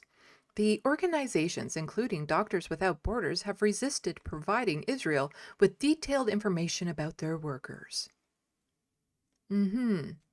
Yeah. The unreasonable information, the, proof of negative information that Israel was demanding, knowing it could not be satisfied, so that they had an excuse. Yeah. Nope, just New York Times saying, yeah, well, this is really the organization's fault. It's not Israel banning them. It's the organization for not jumping through all the hoops that Israel wanted. Absolutely disgusting. And then, and the sad thing is that you have all the mainstream media over here. So the CBC is guilty of it, allegedly. Same with the BBC. And how they're very, very biased in their coverage. Meanwhile, their colleagues are being slaughtered. They don't even seem to care about other people in their field being systematically wiped out with their families. The media people here are just, any of the media people here who haven't said anything about this have no soul. Like, they're just paid news actors. The fact that you can see people in your line of work around in other places just being targeted and taken out and you say nothing. What kind of institution is that? What kind of integrity do you have? So Barry here is saying, not only did Israel systematically hunt down and kill almost every journalist in Gaza, they murdered more than 700 of their family members also. This slaughter went on while many of the world's most prominent journalists stayed quiet. It is an eternal stain on our profession. And he was quote tweeting Al Jazeera, so Israeli forces targeting journalists' family on a war to silence Palestinian reporting. At least 706 family members have been killed, according to the Palestinian Journalists Syndicate. There was a program called like Where's Daddy or something where they were actually waiting until these people got home before they would send in a drone to kill them.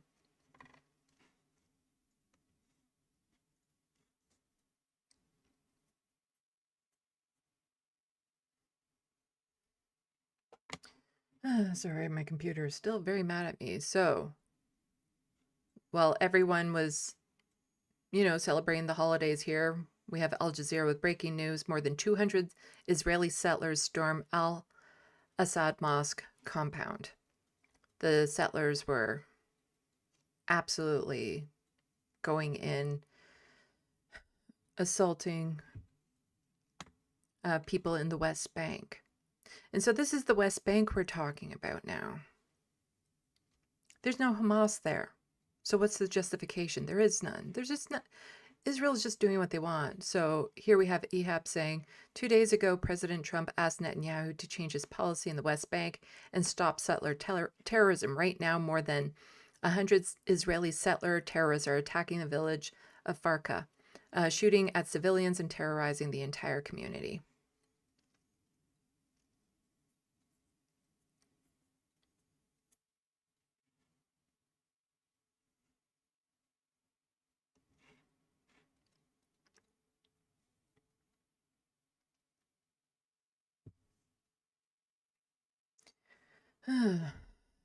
My computer really is not happy with me. And here we have from Dropsite News, Netanyahu says settler violence in West Bank is just a handful of kids. About 70 kids, teenagers, really. And OCHA reported over 3,000 Israeli settler attacks, causing casualties and or property damage, with 25 Palestinians killed by settlers January 2024 to November of 2025. And of course, Netanyahu was able to travel to the United States. We'll get to that more. And be able to go on Fox News and get standing ovations and lots of praise. Settler violence in the West Bank continues to rise, and that does threaten some regional stability. How are you addressing that? Well, first of all, I think it's much bloated.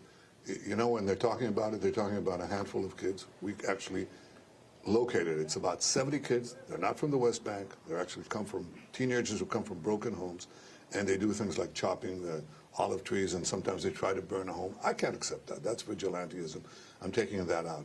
But they claim they put a false symmetry between these teenagers and 1,000, actually over 1,000 terrorists. He's just outright lying. Like, I think anyone who watches this channel knows at this point, he's just outright lying. And of course, he's on Fox News, so he's not going to be called out for these blatant lies. Attempts, terrorist attacks against the settlers, families, mothers who are driving on the roads there with their children. Boom, they're attacked, they're slain. So there's no symmetry. I'm putting a special effort to stop. There is no symmetry. This vigilantism. Come on, I hit pause. Even if it's not. There we go.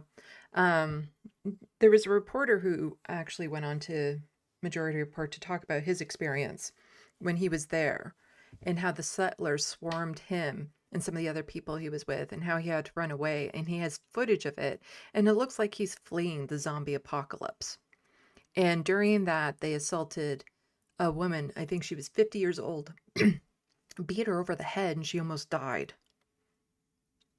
These weren't just a bunch of delinquent teenagers, you know, going off on a little spree of what's the word? Misadventures or something. That's not the word I wanted, but close enough. No, this is systemic. It's planned.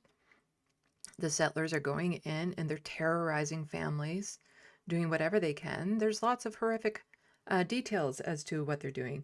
Owen Jones recently went to the West Bank and interviewed a bunch of people there and talks about what the settlers are doing to the Palestinians in West Bank, how the apartheid has become more and more apparent, the restrictions that they have, everything. It is just, they're getting away with what they want to do in Gaza. What's stopping them from going and doing this in the West Bank? Because it's not the United States. And the thing I've been saying from the beginning that I fear is that Netanyahu is going to continue what he's doing until he has achieved his goal or until the other nations force him to stop. And the other nations are not forcing him to stop.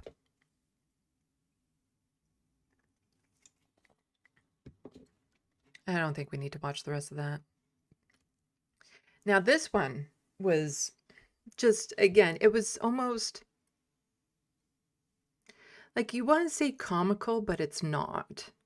Because I've seen this woman talk before, and she is just so vile. Like, absolute Nazi through and through. Some of the things that she has said about the genocide, about wanting Palestinians killed, just the most grotesque things you could ever imagine possible. And so here she's with a reporter, a journalist, being like, no, I can show you it. And she's literally like doing, nah. Because they don't want to deal with the reality. They know what the reality is, but like, I don't know. It's not even plausible deniability. I don't know. It's just, nope, don't want to see it, like literally.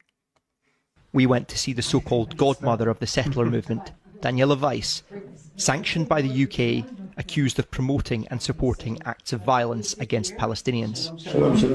This is the state of the Jews, not the state of Arabs. International law is not supportive of your plans for this land. The US President Donald Trump has made it clear he's not with you in your plans to annex this land for the State of Israel. Who is on your side? Our sovereignty is here anyways, because we got it from God. Does your understanding of God's word and giving you your right to be here, does that include violence against Palestinians to get them off the land? What? There is no settler violence. Do you mind if I show you a video? Again, just blatant lies. No, I don't believe in videos. I do not watch it. What do you want me to close my eyes? Well, this is the... I don't see it. This is the reality. I don't see it. You can show it to your audience. I do not see it. But if you say to me there is no settler violence, I'm sure No, an sir. example. There is violence against settlers. No settler violence. What a fucking child. No, I don't see it. I don't see it. Therefore, it's not real. I have issues with object permanence. No, if I don't see it, it's not real. Don't show it to me. You can show it to other people, but don't show it to me. Nuh-uh. What a fucking child. Unfortunately, she is vicious, and the amount of, like, again, just some of the things that she has said is just beyond vile. And this is horrifying to another level, and it's what I was kind of suspecting. So some scholars, scientists estimate the real death toll in Gaza at 680,000, and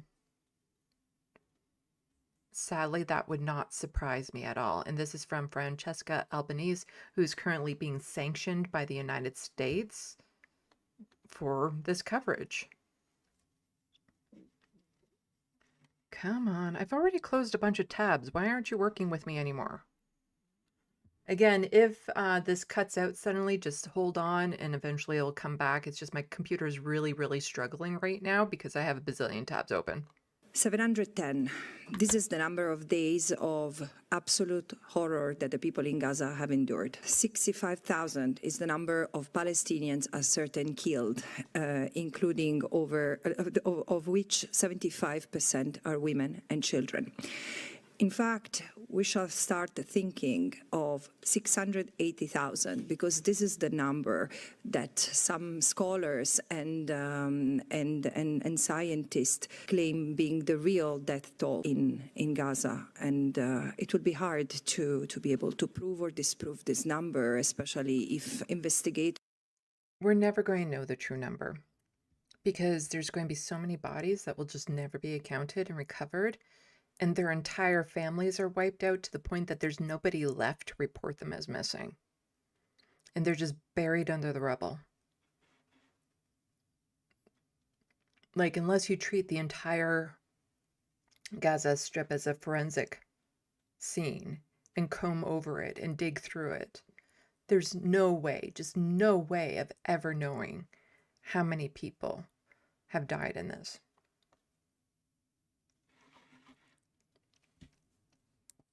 and others remained banned from entering the occupied Palestinian territory, and particularly the Gaza Strip. But if this number is confirmed, 380,000 of these are infants under 5.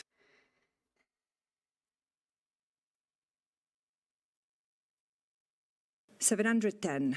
This is the number of days of absolute.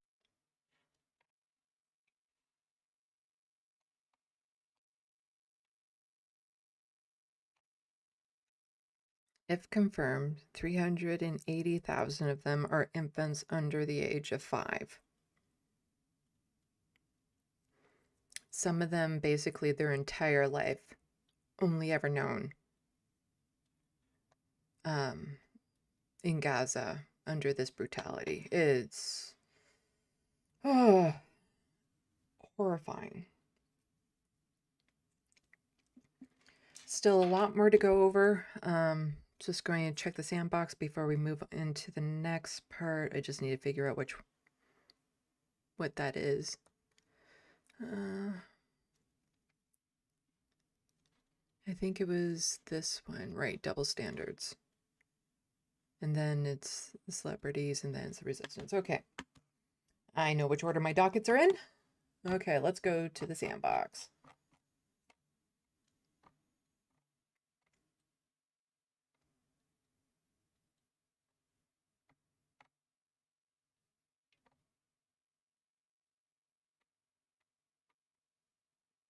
Okay, back to where MIDI doctors signed off for the night.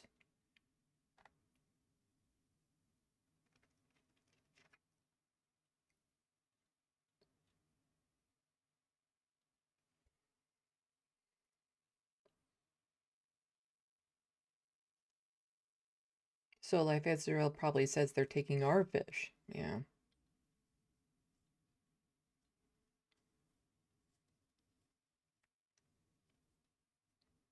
Let's see.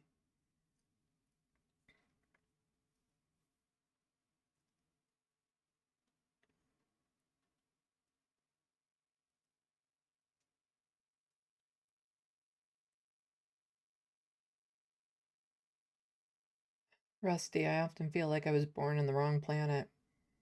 It's hard. It's just, I can't, no rational, sane person can comprehend the brutality and the horror that's going on over there.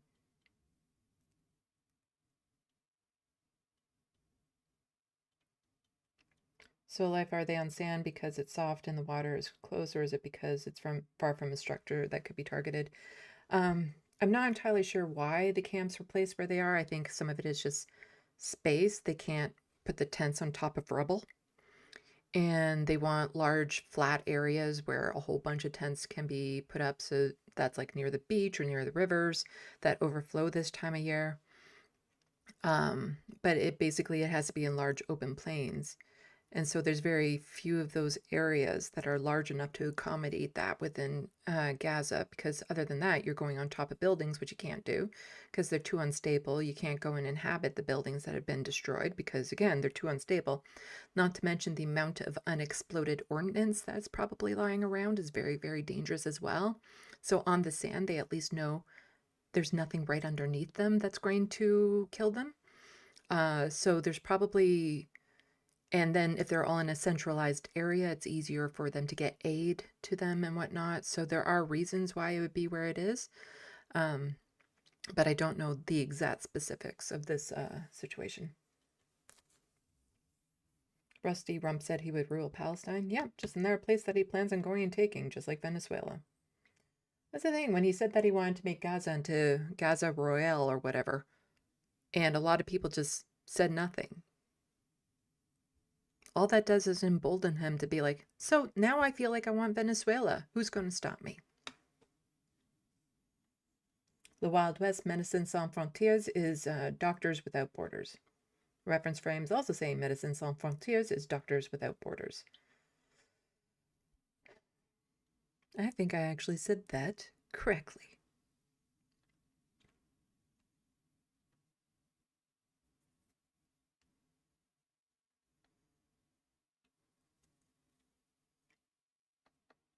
Let's see.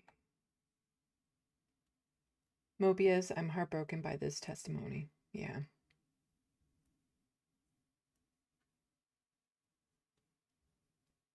Hello, Christy. Welcome to the SandBox.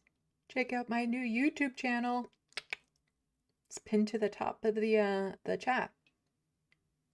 There's nothing on it yet, so...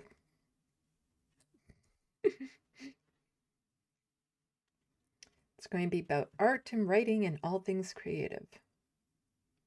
So super duper light on politics. Bad Lefty, and yes, I was here for the new channel announcement. Lurkin, did you subscribe? It's at the top. I'll be doing an official launch probably on Sunday. I'll have a video for it and whatnot, and I'll do like a big push before my regular news live stream so that people who are tuning into my live stream can go and watch the video and stuff to help it in the algorithms type thing. I am interested to see if a channel that doesn't really have anything to do with politics will actually do better. Like if it will pick up more momentum and stuff.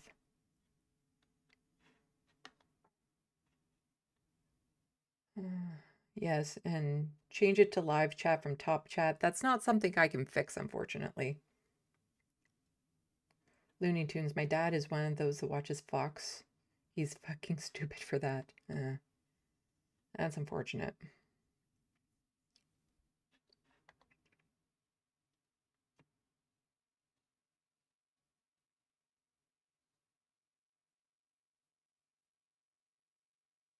The Wild West. I don't believe in videos. Yeah. There are Arab Jews, Rusty.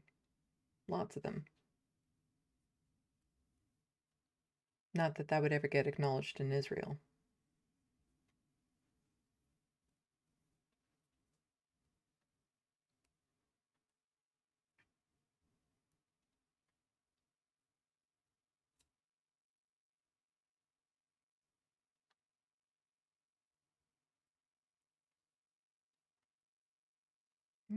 Let's see.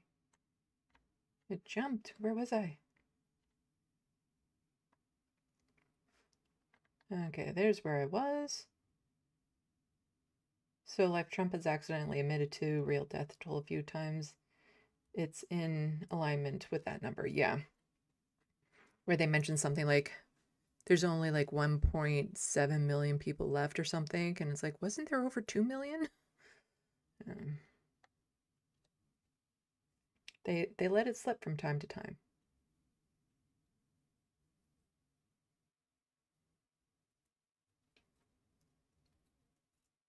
Hello, Mumai. Welcome to the SandBox. You can go back and learn about my new channel, or stick around and I'll talk about my new channel again later on. It's my big announcement.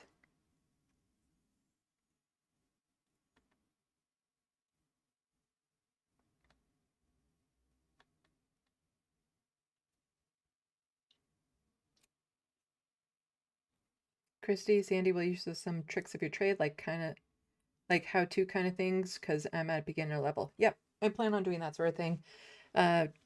Tips and tricks I've learned along the way, some of the things that I do. Also, I'm going to get back into painting, like acrylic, so you're going to be learning with me. You'll be joining me on my journey of learning and hopefully learn with me as I go along.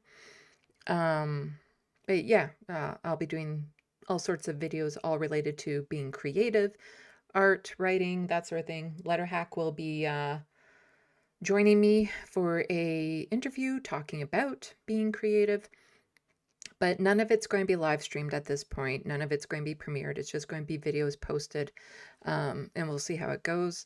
The art videos I currently have up on LeftoftheBox will be transferred over to that channel, so luckily I have a lot of content that I can gradually post on there to help it start gaining some traction in the algorithms. So please go like, subscribe, ring the bell.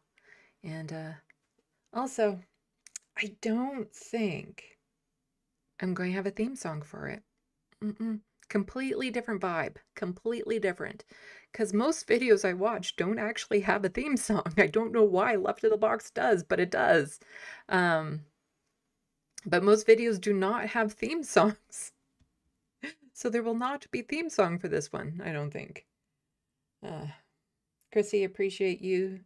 I can't draw or paint for shit. I'd like to learn some basic tricks so I can improve my crafting. Rusty, how about starting Left of the ASMR Box channel? I think I'm already overburdened with the channels I have.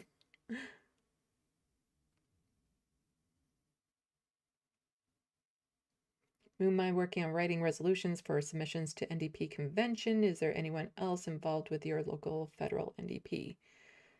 I don't know who's involved with it here.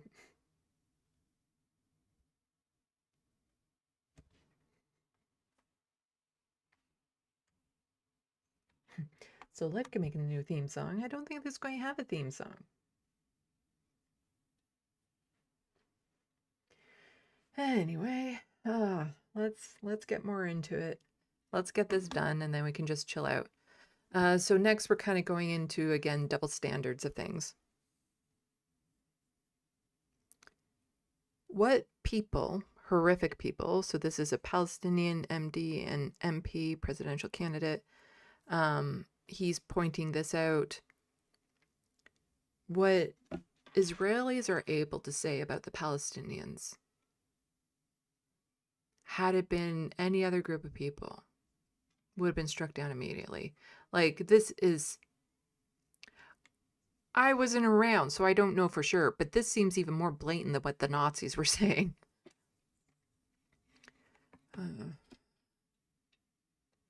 Here, yeah, got to switch this.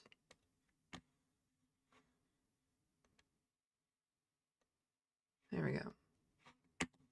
And then I can close that window. So Mustafa here saying fascism in action. Israeli Minister of Social Equality, May Goland. I am personally proud of the ruins in Gaza and that every baby, even 80 years from now, will tell their grandchildren what Jews did.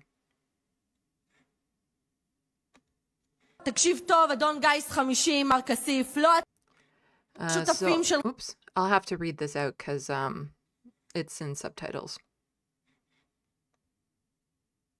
Who are defying you from home and abroad matter to us. Oh, this is really fast.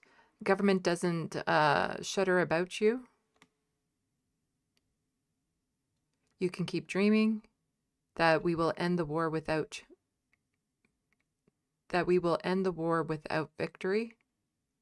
We are not ashamed to say that we want to see the soldiers of the IDF, the holy heroes of ours, catching Sinwar and his terrorists by their ears and dragging them all across the Gaza Strip on their way to the dungeons of the prison authority. But Ben Gvir's prison authority, not of Bar Lev or Misheli, or in the best case scenario, to a coffin. I am personally proud of the ruins of Gaza and that every baby, even 80 years from now, will tell their grandchildren what the Jews did when their families were murdered and raped and their civilians were kidnapped. And you and your friends can dream that we will allow you to build a government, because if you think that the prize for the slaughter of Jews, the assault of women, beheading and kidnapping of civilians, will be to sit in a government of change, you are dreaming. So she's referring to the false accusations of what Hamas did during the October 7th raid.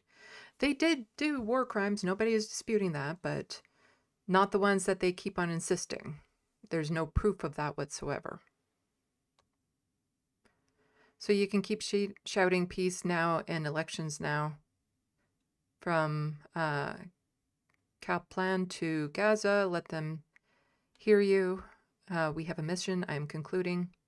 And that the last thing we will allow you is to offer to go up to the Temple Mount with the flag of Palestine for Sinwar of the Palestinian state, like his brother Arafat, not a dove and not an olive branch, only a sword, to cut off Sinwar's head, and that's what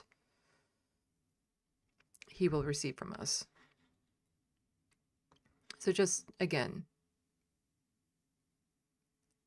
the way that they're allowed to speak about Palestinians, the laws that they're allowed to implement towards Palestinians, because here we have from the UN Human Rights, Israeli authorities plan for legislation that would impose mandatory death sentences exclusively on Palestinians under certain circumstances fly in the face of international law. Let's just open this up.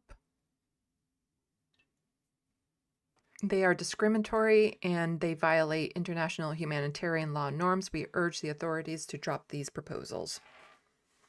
And I've covered this before, how this has already been in the news, how they're trying to pass this through their parliament to basically allow them to execute prisoners. Of course, it's only Palestinian prisoners. So somebody was just saying to this, mandatory death penalties based on ethnicity, but people on this website still try to say apartheid, or it's not apartheid or genocide. Yeah. So here we have, despite being warned by the ICC, Netanyahu traveled to the U.S. via airspace of Greece, Italy, and France, all ICC members. despite being wanted by the ICC. So in 2013, two of these countries, France and Italy, refused to allow Bolivia's presidential jet to enter their airspace because the U.S. claimed with no evidence that Edward Snowden was on board. Austria ultimately forced the plane to land, demanding they be allowed to search for the whistleblower. Snowden, of course, was never on board. The U.S. claim was completely false, but the incident made for one fact very clear. Europe was perfectly willing to intercept a presidential jet when they actually wanted to. Yes. Netanyahu's freedom hasn't been restricted despite the fact that he has an ICC warrant out for his arrest. He's still able to travel pretty much where he wants.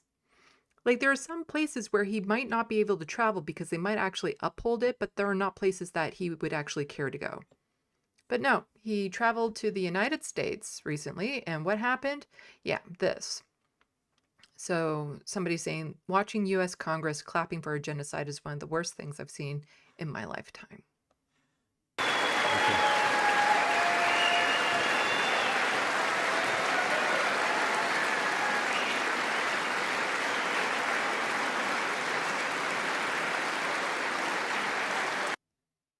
Just absolutely disgusting how he's getting so praised and applauded here when he should be getting arrested. He is a war criminal. He's a war monster.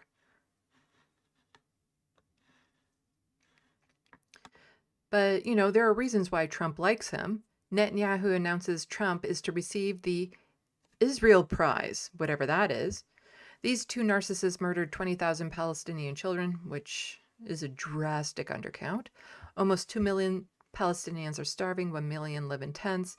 Gaza is an apocalyptic rubble, and these two are giving each other awards. Repulsive. President Trump has broken so many conventions to the surprise of people, and then they figure out, oh. That's not a good thing. He has, but not in a good way. Well, maybe, he was right after all. So we decided to break a convention too, or create a new one, and that is to award the Israel Prize, which in almost our 80 years, we've never awarded it to a non-Israeli, and we're going to award it. Has this prize ever even existed before, or did they just make it up solely to give it to Donald Trump? Yeah, it's never been awarded to anyone other than an Israeli before because you're the first. This year, to President Trump, this was announced formally over lunch by our Minister of Education, who's responsible for the Israel Prize. It's going to be awarded to President Donald J. Trump for his tremendous contributions to Israel and the Jewish people.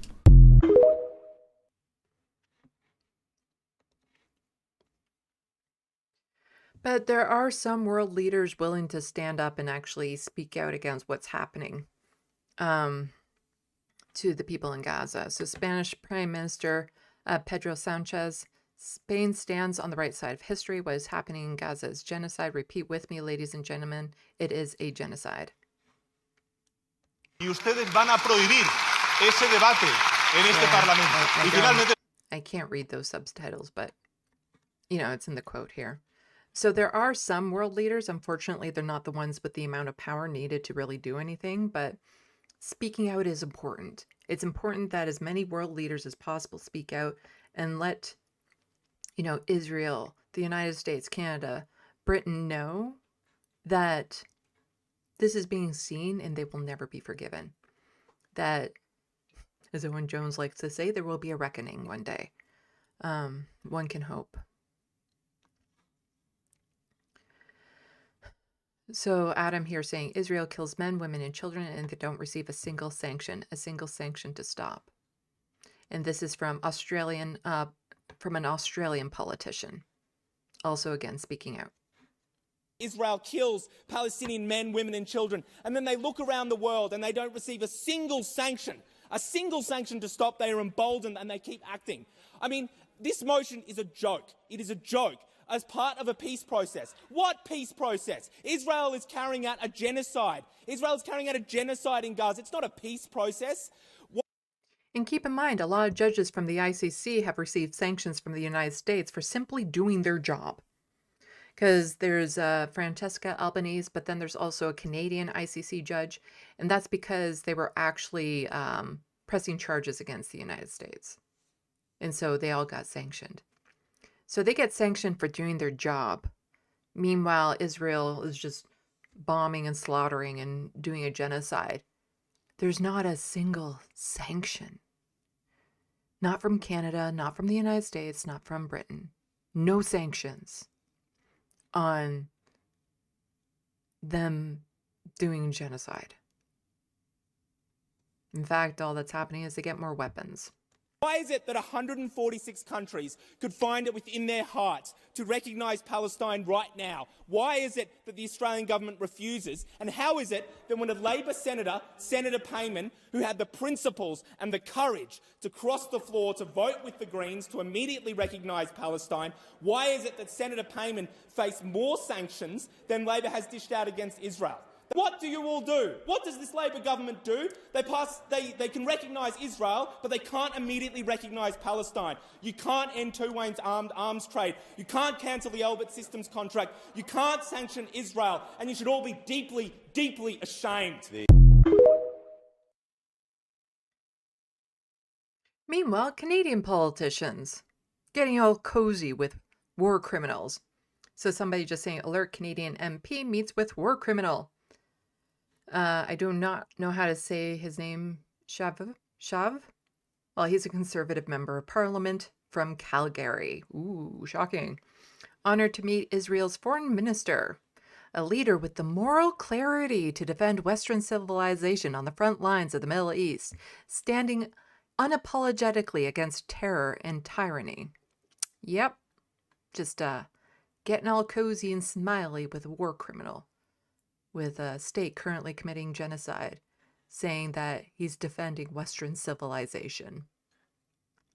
I can't say I'm shocked that's coming from the Conservative Party here. Not the only one. So Dallas here is saying, if you're intimidated by calls to uphold international law to support Palestinian liberation, to resist oppression, then it's the system you support that is violent, not the protests. Basic human rights for all should not be controversial unless you believe some people are inherently more deserving than others. And he's quote tweeting Larry Brock, who again is a member of parliament. Doesn't say their party, and sadly, Conservative. It's the Conservative Party, but it could be liberal as well, because one of the most out and loud Zionists is Anthony Horsefarter, and he is liberal. So it could be either party, but Larry Brock is just saying, this was not peaceful protest. It was intimidation in one of Canada's most public spaces. When chants that glorify violence echo through places like Toronto Eaton Centre, it ceases to be about free expression and becomes failure to protect public safety. Saying arrest a war criminal is not violence. That's, see the picture there? Arrest this criminal. That's not violence. Saying end the genocide, that's not a violent phrase. It's the exact opposite of that. So he says, calls for violence have no place in Canada, and law enforcement must act decisively to uphold rule of law and keep our communities safe. I've seen more violence towards the pro-Palestinian protesters from Zionists than I've seen the other way around. In fact, I can't recall any instance of a pro-Palestinian protester actually attacking a Zionist at all. I can't recall that. And believe me, it would be all over the news if that were to happen. That would be covered. But when a Zionist goes and attacks some of these protesters, oddly enough, that doesn't really get covered in the news. Again, it's a very bad double standard that we're seeing here. But to have our politicians actually going out and condemning people for their free speech, for, calling out a war criminal. Larry, we're going to remember this. We're going to remember where you were on this subject. The monster you are and what you're actually supporting and endorsing. You'll be remembered as one of these people who are complacent for a genocide.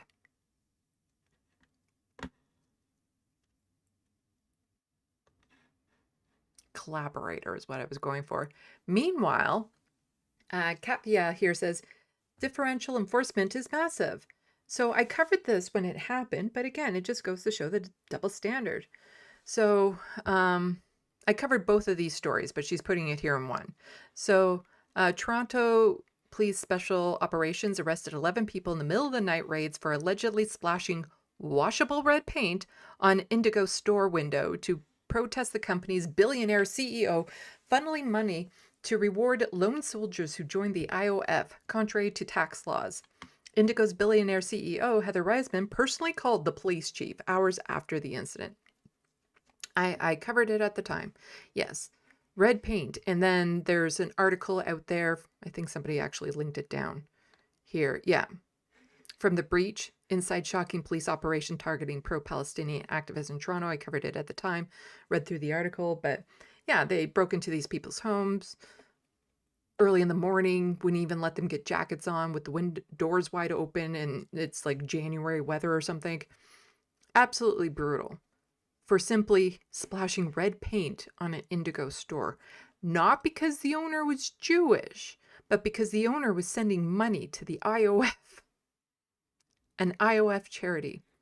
Meanwhile, a few weeks ago, a snowplow driver who had previously posted things like "All Lives Splatter" and appeared to be on another video using racist slurs, drove through a crowd of anti-genocide protesters on the sidewalk outside the U.S. Embassy.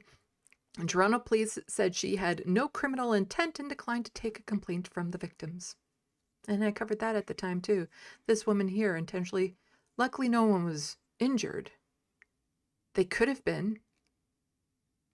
She just drove right through them. Nothing. And so Katvia is responding to this. So Michael here is an MPP, so that's Ontario level government, saying, today I issued a letter to the Toronto Police Service and the Toronto Police Board to clearly outline concerns surrounding the lack of consistent enforcement when it comes to intimidation, harassment, and other hate-motivated offenses. Now, he's not talking about consistent as in the woman who drove the plow through the crowd should have been arrested. No, he's talking about all the crimes the pro-Palestinian people are doing. The paint, you know. So our government's efforts to protect Ontario have been extremely proactive to ensure the public safety is consistent across Ontario, backing police with tools, authorities, and investments to address hate-motivated crimes and public order challenges. We have made our expectations clear. These tools must be used. Torontonians and Ontarians deserve to feel safe in their neighborhoods, in public spaces, and their daily lives.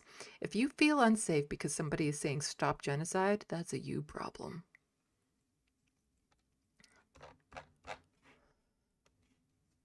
Meanwhile, I'm not going to play this music because there is music, or this video because there's music on it. Adam pointing out, do you know what this celebration was for?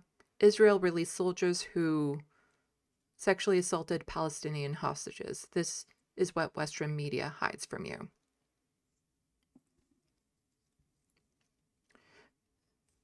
Again, there is a massive double standard on what people are allowed to get away with. If this was a bunch of Palestinians in Gaza celebrating the attack of, you know, if they assaulted people within one of their hostages, the world would lose their mind. But it's Israeli soldiers. Meanwhile, a Zionist terrorist screams, "We're going to kill all of you," and walks free. A disabled man holding inside saying, "I oppose genocide. Police arrest him." This is the grotesque theater of justice, where the powerful protect their own and criminalize compassion. And I've covered this a few times. This particular person has been arrested a couple times, and he is blind and uses a wheelchair for mobility, and he's been holding a sign that says, "I oppose genocide, I support Palestine Action." And because Palestine Action was prescribed as a terrorist organization in Britain, he gets arrested for doing nothing.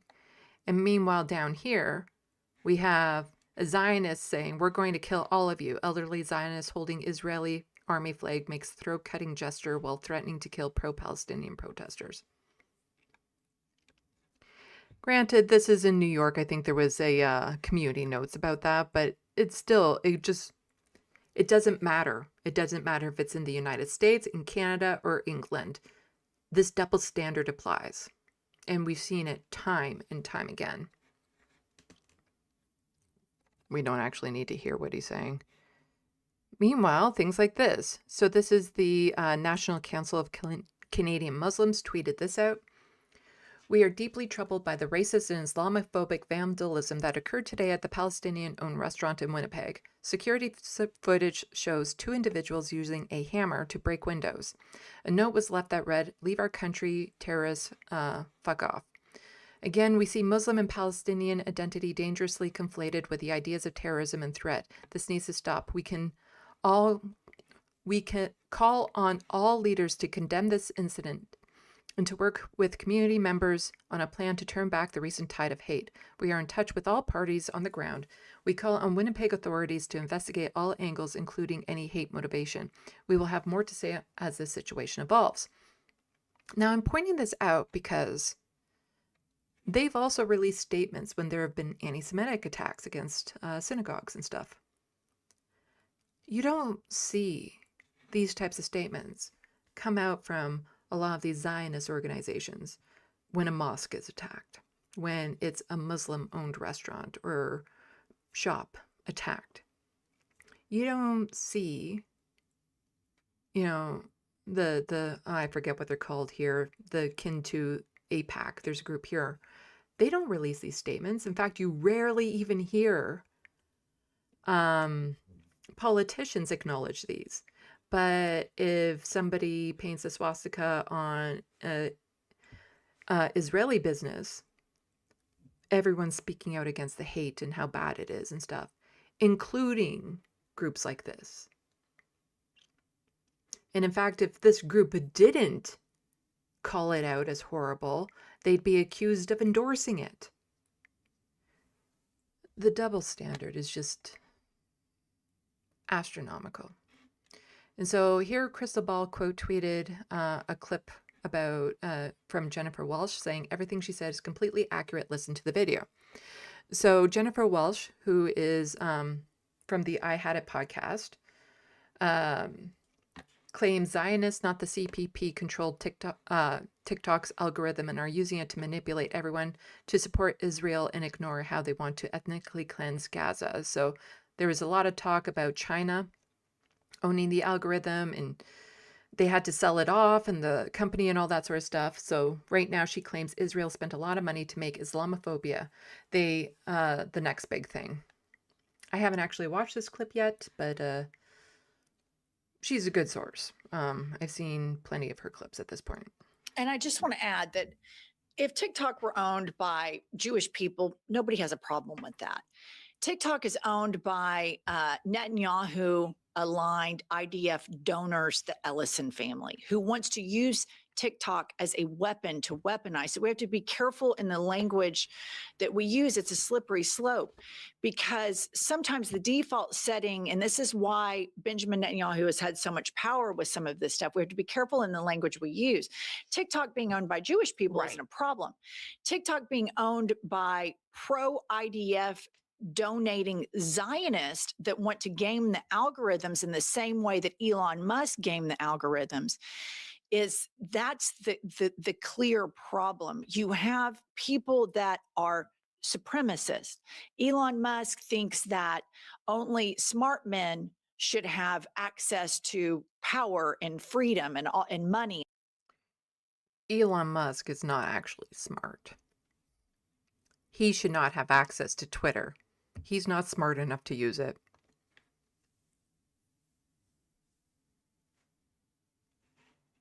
And all of these things. Zionists have this idea that they are, better than. And so you have this desire to propagandize a public and whitewash history in real time. And they even have partners in it in the Democratic Party a lot. And the American public is having a great awakening to this. And so as I see Benjamin Netanyahu sit there and praise Trump like that, what I think is, oh, Trump allowed him to just start bulldozing everything. Now listen, Biden had a huge part in what happened. And I think that Kamala not coming out in her campaign and being more vocal and having Palestinian voices at the DNC suppress the vote of the base. And when you really get into the youth vote, this is something that's very important to them. They're I seeing hit pause. There we go. Absolutely correct on that. Kamala needed to separate herself from Biden. She needed to speak out on behalf of the people in Gaza who were suffering from a genocide. She needed to call it what it was. She needed to be boldly, loudly calling it what it is. She did not. And like the election that Hillary Clinton lost, it's one of the things where no one thing was the cost of her losing the election, but every little thing was. As in, there was a lot of little things that could have been different where Kamala would have won. So it's not the fault of any one of them, but had she not had it, she would have won. So on the issue of Gaza and stuff like that, if she had spoken out properly, she probably would have won. There are some other issues where if she had actually spoken out properly, she probably would have won. But since she didn't do any of them, she lost. And we have an absolute monster baby in charge of the United States right now, who is now going to other nations and kidnapping leaders and taking over land and stuff just for oil and to enrich his buddies and all that sort of stuff. So, yeah.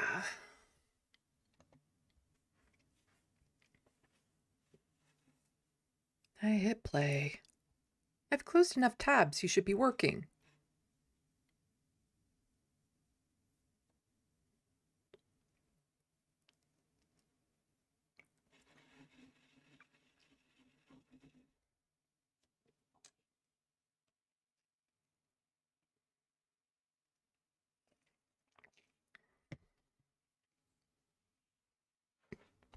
Come on. It's at 151. Let's just try refreshing the page.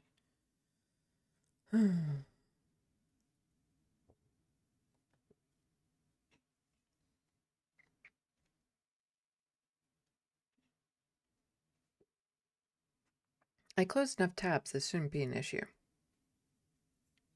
My computer isn't breathing so heavy anymore.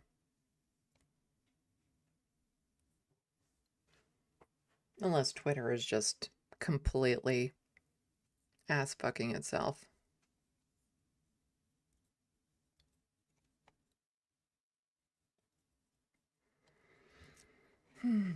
What's the next tab that I have? Okay, the next tab does not have a video in it, fortunately. Come on.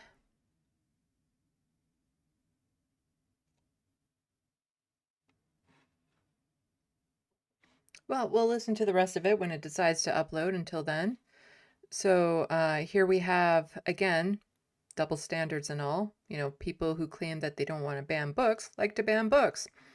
So the National Jewish Advocacy Center, collaborating with giant corporations to ban a book about the genocide of Palestinians, will end anti-Semitism once and for all. Yes. So here we have Mark Goldfelder saying, today we issued a notice to Amazon and others about the potential sanctions violations connected to Francesca Albanese's new book. Under federal law, property and interests of specially designated nationals are blocked and may not be transferred or paid out without specific authorization. So I showed videos of her earlier, Francesca Albanese. She has a book available on Amazon that they're trying to say, you need to take this down. She's not allowed to make money from that because of the sanctions. We need to make it absolutely impossible for her to live on her own. She can't use credit cards. She doesn't have access to her bank accounts. No. But where's the call to end these sanctions on her? Because they are completely unjust. She hasn't done anything to deserve this, not by a long shot. And yet all of these people that are fine with the sanctions on her were in an uproar over what Justin Trudeau did to the truckers when he shut down a lot of their bank accounts and stuff to end the occupation of Ottawa. Those people that were upset about that sure are being quiet about, Francesca here not having access to her bank accounts or be able to make money from her book or anything of that sort.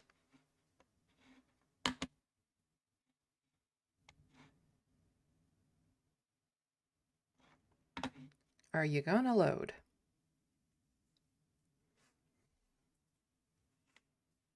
TikTok were owned by Jewish people, nobody has a problem with that. TikTok is right around owned here. by Netanyahu aligned IDF donors, the Ellison family, who wants to right use around here. TikTok The bar as needs a to show weapon so I to can click on weaponize. it. So we have to be careful in the language that we use. It's a slippery slope because sometimes the default setting, and this is why Benjamin Netanyahu has had so much power with some of this stuff. We have to be careful in There the we language go. we use. It's right around TikTok here. being owned by Jewish people is I a problem. clicked. It's going to take TikTok a moment to being get caught owned up. by pro-IDF donating Zionists that want to gain. And I think that Kamala not coming out in her campaign and being more vocal and having Palestinian voices at the DNC suppress the vote of the base. And when you really get into the youth vote, this is something that's very important to them. They're seeing this shit happen in real time on their phones. And that's why Benjamin Netanyahu said, he wants to control TikTok. So Trump is allowing Larry Ellison to get it. The point is, it has nothing to do with them being Jewish and everything to do with them wanting to ethnically cleanse Gaza. And they know that they are losing the American public. Israel did spend a lot of money with a publicity firm to see what they could do because they've lost the American public approval. And they said, you can't spend genocide, but what you can do is do an increase in Islamophobia. And so that's what you're going to start to see all over TikTok. When Larry Ellison gets the reins of it, the algorithms are going to turn into overt Islamophobia. Yep. Okay, still got a couple more dockets to go through. One is about celebrities actually speaking out, and another one is about resistance that's happening. So, not the heaviest of this part. There's still, the next little video we're about to see is pretty heavy, but you know, it gets better when we start seeing the resistance. But before we do that, let's check the SandBox. And at the end of the stream, I'm going to be checking my subscriber count on my new YouTube channel. I want to see, did we double it again? I don't think I have that many people watching my live stream at any given time. Let's see what people are saying.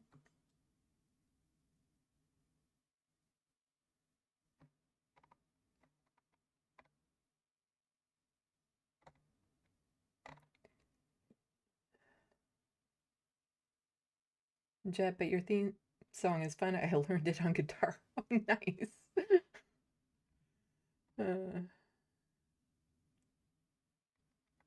Okay.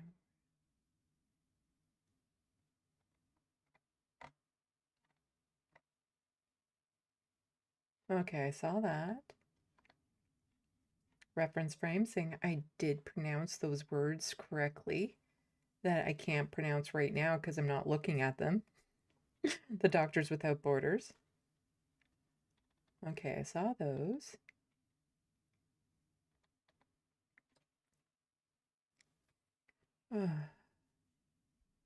Rusty, I'm fatigued watching Zionists. Yeah, well, we're going to get into some celebrities speaking out against them.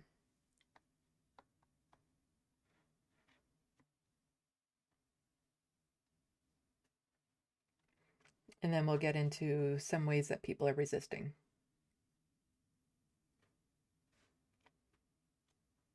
Hello, hermeteorologist. I have a new YouTube channel that's pinned to the top of the chat. We'll go over it again when we're done.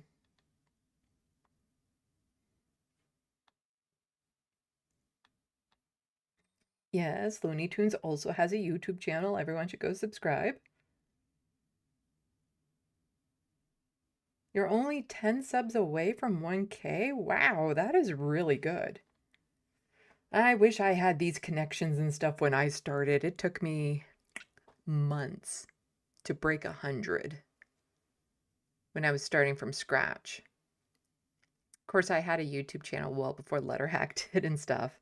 But yeah, it took me months to just break 100.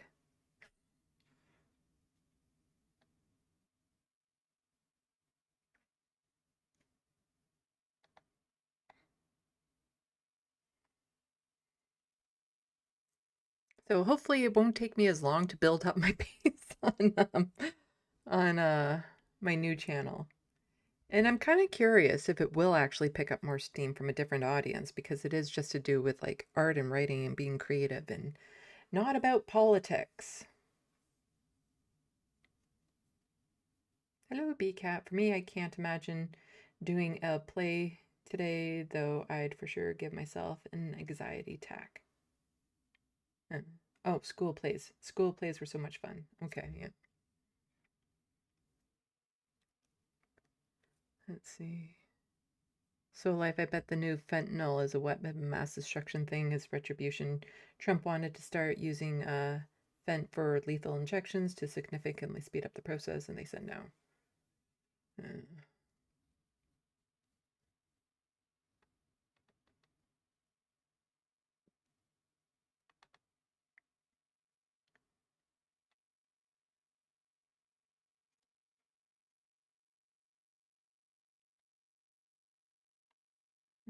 What's that in reference to? Yeah, reference for him saying, I've been saying this for years. Everywhere RFK Jr. gains influence, children die. Dr. Phil had an interview with him. Sorry, I watched a couple Dr. Phil video essays recently. Not from him, but about him. Hello, Glitchmaster. Welcome to the SandBox. Yeah, Twitter servers are bogged down with all the child predators. BCat, yeah, with Grok making CP on demand. How Elon Musk is not being arrested right now is mind-boggling. Well, it's not, but it is, you know? It is and it isn't. And I'm down near the bottom. I'm at the bottom of the sandbox. Okay. Oh, thank you, Rusty, for just stopping. Hopefully it was to me. Might be to Looney Tunes, because Looney Tunes is doing a big old push in there too. Ah, I think you subbed to Looney Tunes. Okay. Well, I'm hoping that by the end of this stream, I'll have more than 24 subscribed to my channel that has absolutely no content on it yet. Rusty, do you get a paper YouTube plaque at 1K? No, unfortunately. Okay, so now we're talking about celebrities actually speaking out. So let's go here.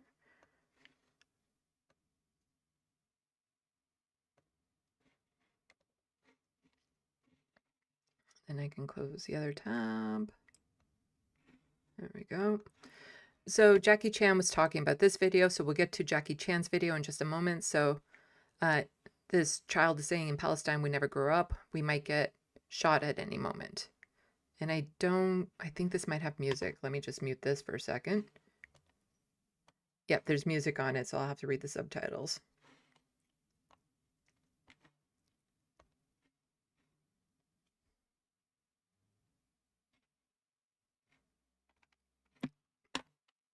Oh, I didn't click back that far. Come on. Stupid Twitter.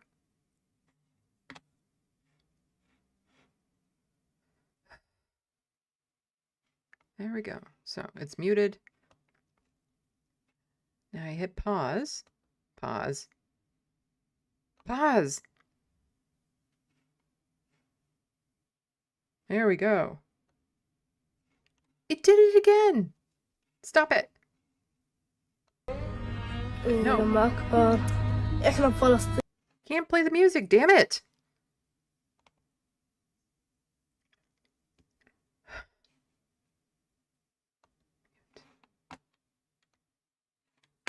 Okay. Let me move through this.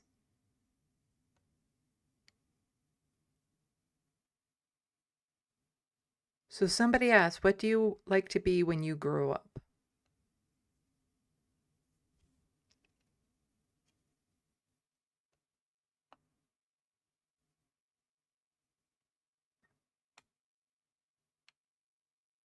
When I grow up, in Palestine, we never grow up.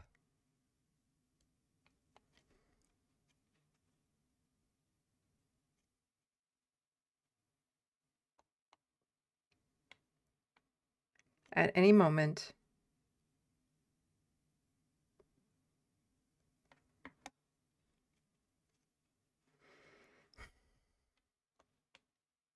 we might get shot. We might be killed. As we are walking, we might find ourselves shot.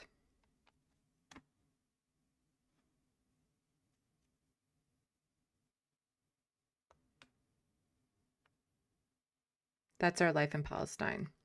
So Jackie Chan saw this and had a visceral emotional reaction to this video.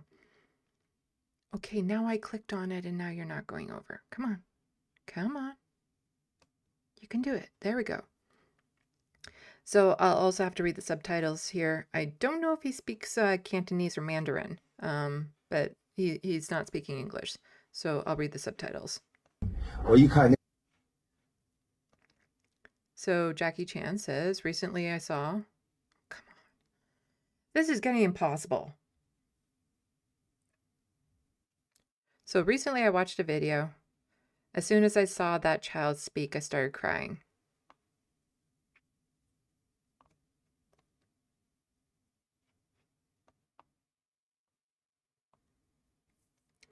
He was asked, what will you be when you grow up? He said, children on our side don't grow up.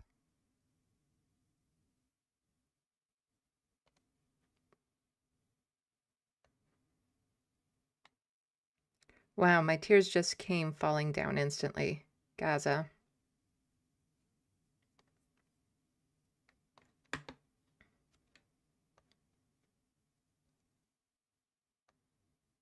The children of Gaza, every day being bombed, you see.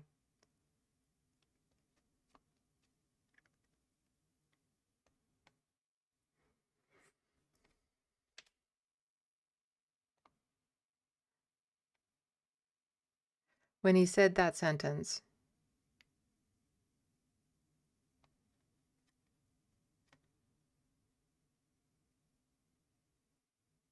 he had no expression. Children on our side don't grow up.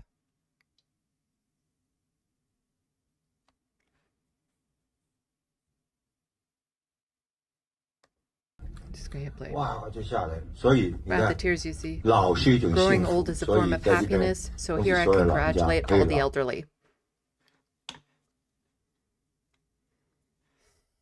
Yeah, just...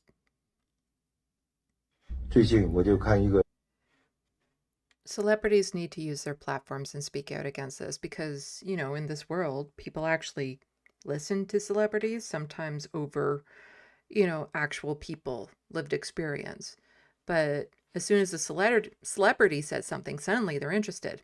So here we also have from Dropsite News, American actress and humanitarian advocate Angelina Jolie visited the Egyptian side of the Rafah border crossing into Gaza on January 2nd, 2026 to assess the humanitarian situation, speak with aid workers and Red Crescent volunteers, and see conditions for Palestinians injured and evacuated to nearby Egyptian hospitals. She was accompanied by a U.S. State Department representative and Egyptian officials as she looked into aid delivery bottlenecks at the crossing. The visit comes as Rafah crossing remains closed despite a ceasefire, with Egypt and 6 other countries in a new statement urging international pressure on Israel to lift restrictions on the entry and distribution of essential supplies. You know, I've always been a fan of Jackie Chan and Angelina Jolie. In fact, Angelina Jolie was one of the people when I was young where I realized, so I might not be straight. And that was being quote tweeted to Angelina Jolie visits Egyptian side of the Rafah crossing. So here, I think we can listen to this one eventually when it decides to load. Thank you very much. It's my honor to meet you, Joy. شرف لي. I appreciate it.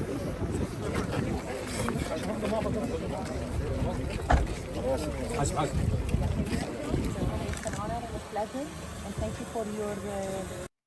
Okay, I think those ones are just kind of more like publicity things. I think she actually talks You are here. willing for all the humanity. I would love that you speak either to the volunteers, young men and young women, that Or the ambulances or anyone around our trucks, as you witnessed. I'm very optimistic, but it needs an international effort, and we need to.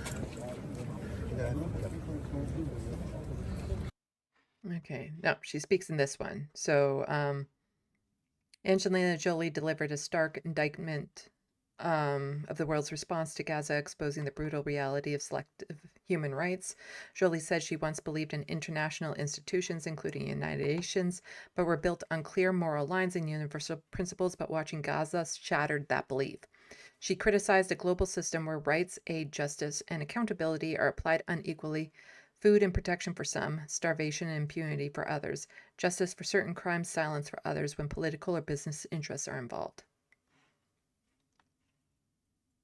And I really thought that's what it was. I even thought that's what the United Nations was. I thought, okay, there's some lines in the sand. There's some understanding. We're going to grow and fight for improvements in these areas. And to watch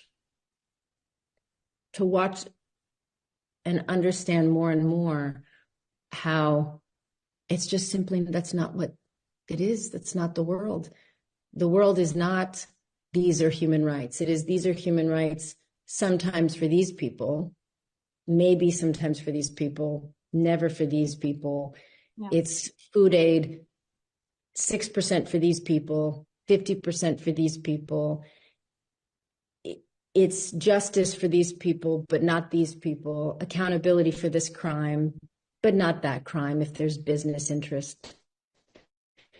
And this is truly the ugly state of so much of the world and I really. Yeah. And so Yiping, he is a primary care doctor here in Canada. He's been part of one of the flotillas that went to Gaza. He says, with Angelina Jolie's visit to Rafah border crossing highlighting the aid that is barred from entering Gaza because of the Israeli military blockade, it's important to remember that this has been the situation for Gaza for over 2 years during this genocide. I took this video on approach to Rafah border in February 2024, where kilometers upon kilometers of aid trucks have been held up unnecessarily by the Israeli military. Many trucks would later have their goods expire only to be dumped at the Egyptian side of the border, never to enter Gaza. It has also been a long-standing Israeli policy since the illegal blockade on Gaza began in 2007 to limit food aid as a weapon of warfare against the entire population of Gaza by making calculations of daily caloric intake needed to avoid malnutrition, effectively putting the entire population of Gaza on a diet imposed by the Israeli military. Food is a human right. The use of starvation as a weapon is a war of colonial tactics used time and time again, including on Indigenous peoples in settler colonial state of Canada. These practices must end. It's a crime against our collective humanity. And this is the video he took.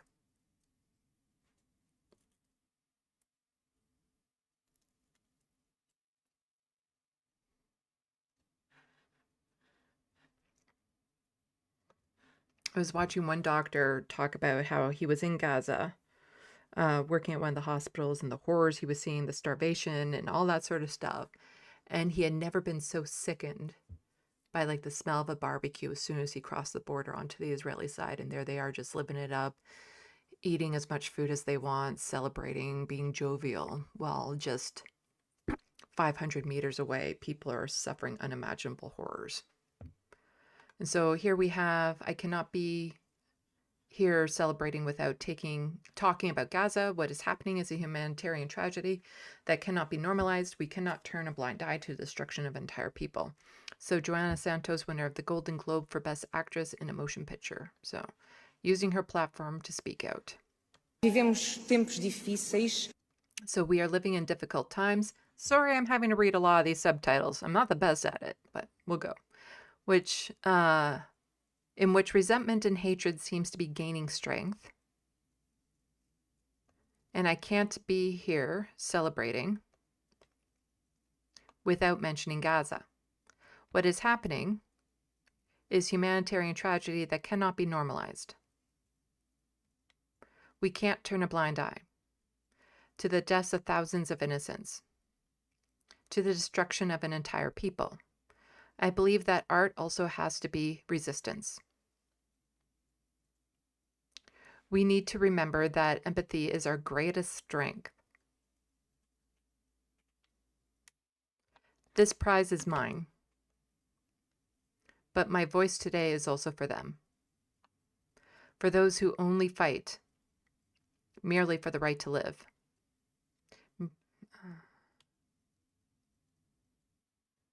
Thank you. Que a arte tem que ser também resistência, tem de nos lembrar que a empatia é a nossa maior força.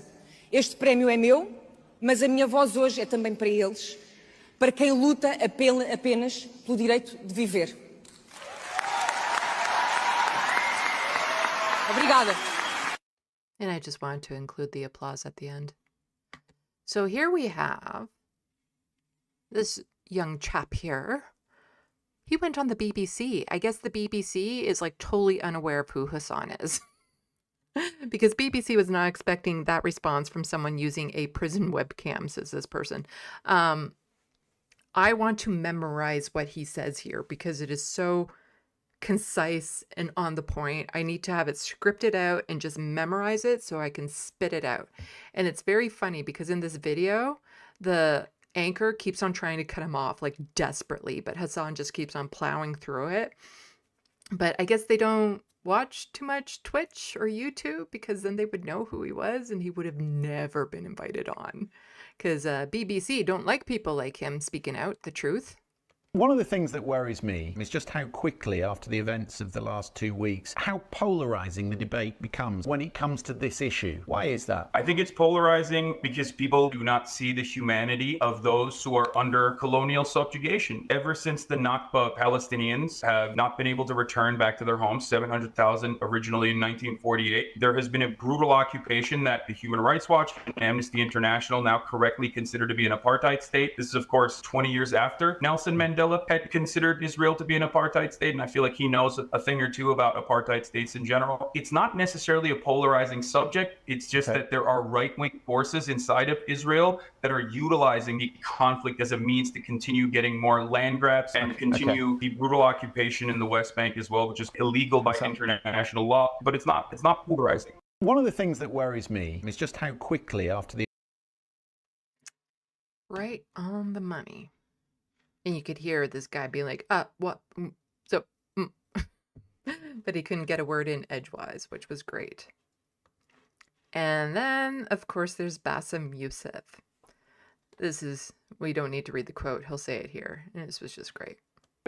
Israel is like a serial killer who is bitching about a paper cut while he's on a killing spree. That is what Israel is. They, the whole most hunted, you know, when Iran... How often is a serial killer surrounded by people who want to kill him? Really? They are surrounded by people who protected him. You know, like when Iran sent their drone attacks? Where do you think the flights that actually intercept, they came from Arab countries that are friends from Israel. The biggest military power in the region is Egypt. Did you see Egypt firing a single missile towards Israel?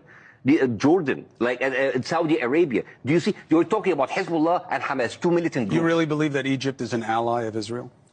It's not an enemy. Well, that's not the same thing. No, it's not an enemy because you're telling me everybody. Are you my friend or you're not my enemy? No. You're telling me they're hunted. I don't see Israel hunting. I don't see Egypt hunting Israel or Jordan hunting not Israel. Right now. They have in the past. So basically, and if it weren't for the United States, Israel would have taken out I feel. Yeah. Well, actually, you know, like Egypt takes aid from America in order for for Israel's security. You understand how much Israel is costing us? And let's talk about America again for a second. You have a joint session from Congress inviting Netanyahu, a war criminal, someone with a global approval rate what's worse than Satan. And then you bring them here while the whole world telling you this is a war criminal, this is a, you have like people going on pilgrimages to Tel Aviv to tell Netanyahu that we're very sorry for Biden is not supporting you enough. And who are these people loyal to? Are they loyal to the United States, or are they loyal to the people who pay for their elections? You have an AIPAC bragging about spending $100 million and having a 98% success rate in the Congress. How is not that the main news in every single newscast? All of those comedians who think that they're tough people talking about, look, America first, talking about like, oh, making fun of everything. Isn't that enough material about talking about like an effect of a foreign country in our elections? It should all be on the table. One sad thing for me is when you start getting into money in American elections, there's so many deep pockets now because of what we have made legal. The problem in our politics, for the first time ever, is not illegal money, illegal influence. Oh, shut up. Okay. One more docket to go through. We can do this. Oh.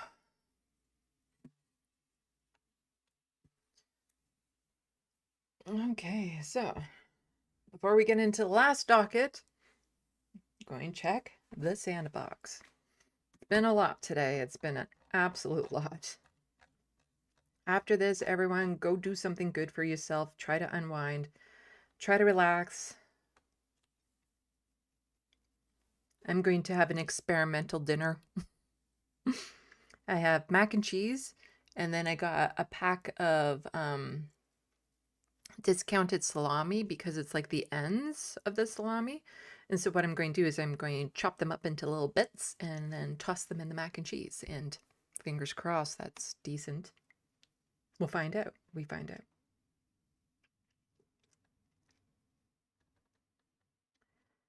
Okay, so that.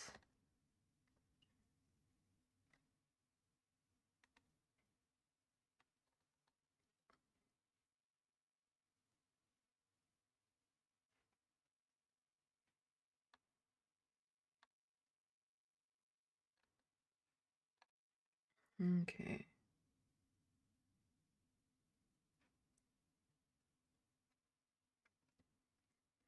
Rusty, Zionist Jews spit on Christians, yet Christians suck their toes. That would be because those Christians in particular are also Zionists. Because you don't have to be Jewish to be Zionist.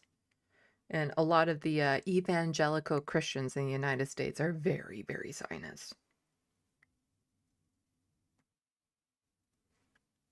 Reference frame. I have enough people watching to trigger BCAT social anxiety. I don't know what that is for. BCAT saying, yes, but MTG calling it a genocide is strictly because she's virulent anti-Semite. She doesn't give a fuck about Palestinian liberation. I think it's important to context because she's not a benefit to Palestinian cause. And that is correct. There are some people who are calling out what the Israeli government is doing because we're against genocide. And then there are some people who are using it as a way to attack Israel, but also lumping in all Jewish people with that, which it is not.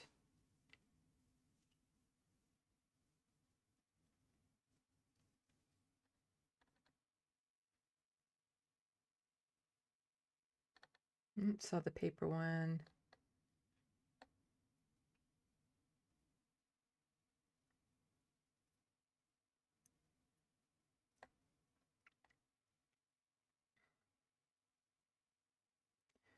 Jackie Chan no longer supports an independent Taiwan.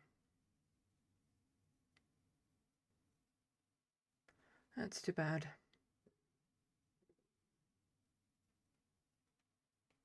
Rusty, Canada also parachuted some boxes of food into Gaza and washed their hands of it, and one of those boxes actually killed someone.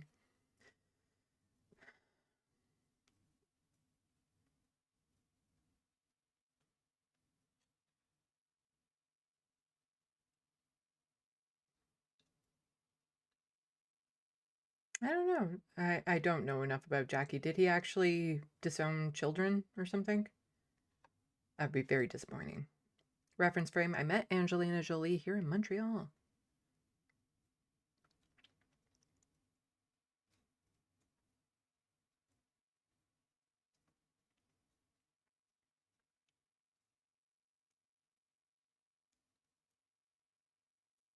Jet, he's gone back on so much of what he used to say he supported. Hello, Paige. Welcome to the SandBox.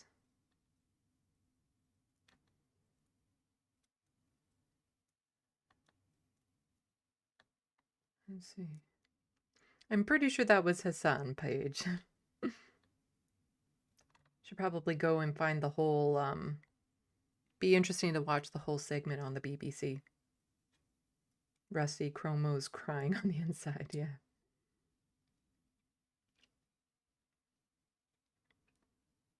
How he's allowed to be a media figure after everything he's done is beyond me. BCat, Sandy, you've been doing an awesome job streaming so much lately. Thank you. Why, thank you. Jet, mac and cheese with meat? Yes. Meat mac and cheese. It's salami, but it's salami ends, so I have to chop it up into little bits, and I'm hoping that will be good. If I get my hands on ground beef, I love having ground beef and mac and cheese. That's like the best. It's the best. I do not like enamel bars. I like the chocolate, I like the cream, but I can't stand the cake part of it. I find it disgusting. And the rep from Frame agrees that I'm also doing a great job. Why, thank you.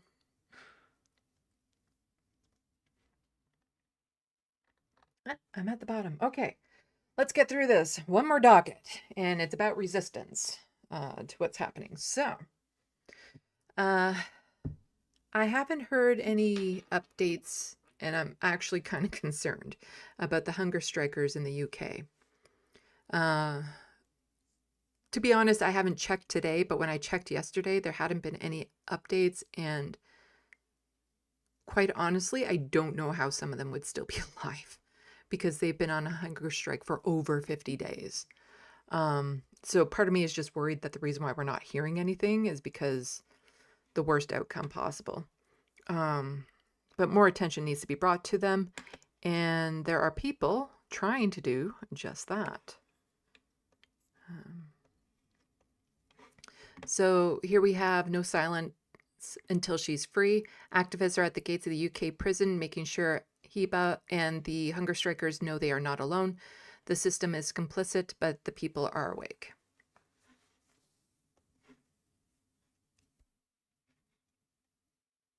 And the Twitter is not working.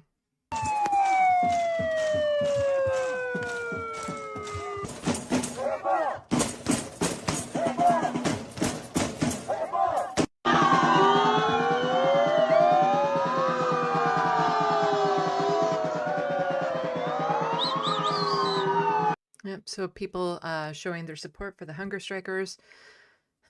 I hope that they get the medical support that they need and that they actually get some resolution so that they can start eating again. But the reality is some of them have gone so far, I don't know if they can make it back. And some of them have gone so far, there's probably going to be permanent damage no matter what, which is just, it's criminal that the prison system allowed it to get this far. Absolutely criminal. So here we have the aftershock saying breaking an anonymous group broke into Bonus Arrow's product factory in Glasgow. Once inside, they dismantled machinery to produce parts for weapon companies arming Israel. They took action in solidarity with Palestinian people and the hunger strikers. I do not... I get condone and condemn mixed up. So I do not support the destruction of property. Don't. No. Bad. Bad.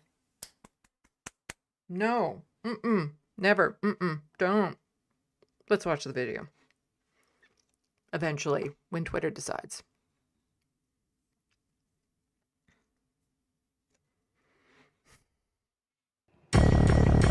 Ah, music.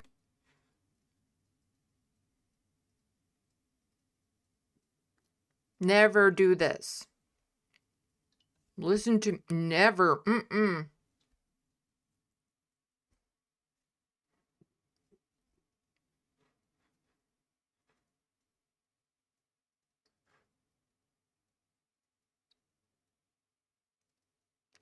That's going to take them like weeks or months to be able to build weapon parts again.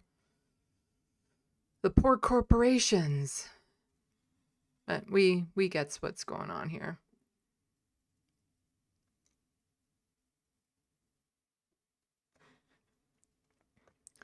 So here, over the holidays, I was showing some footage, but it's always good to show it again from time to time to let people know you're not alone.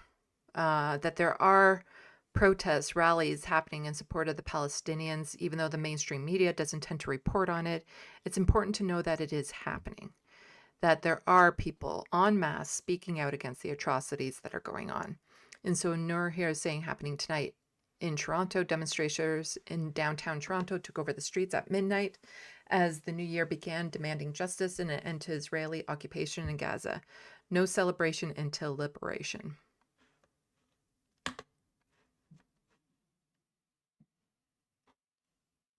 Are you gonna...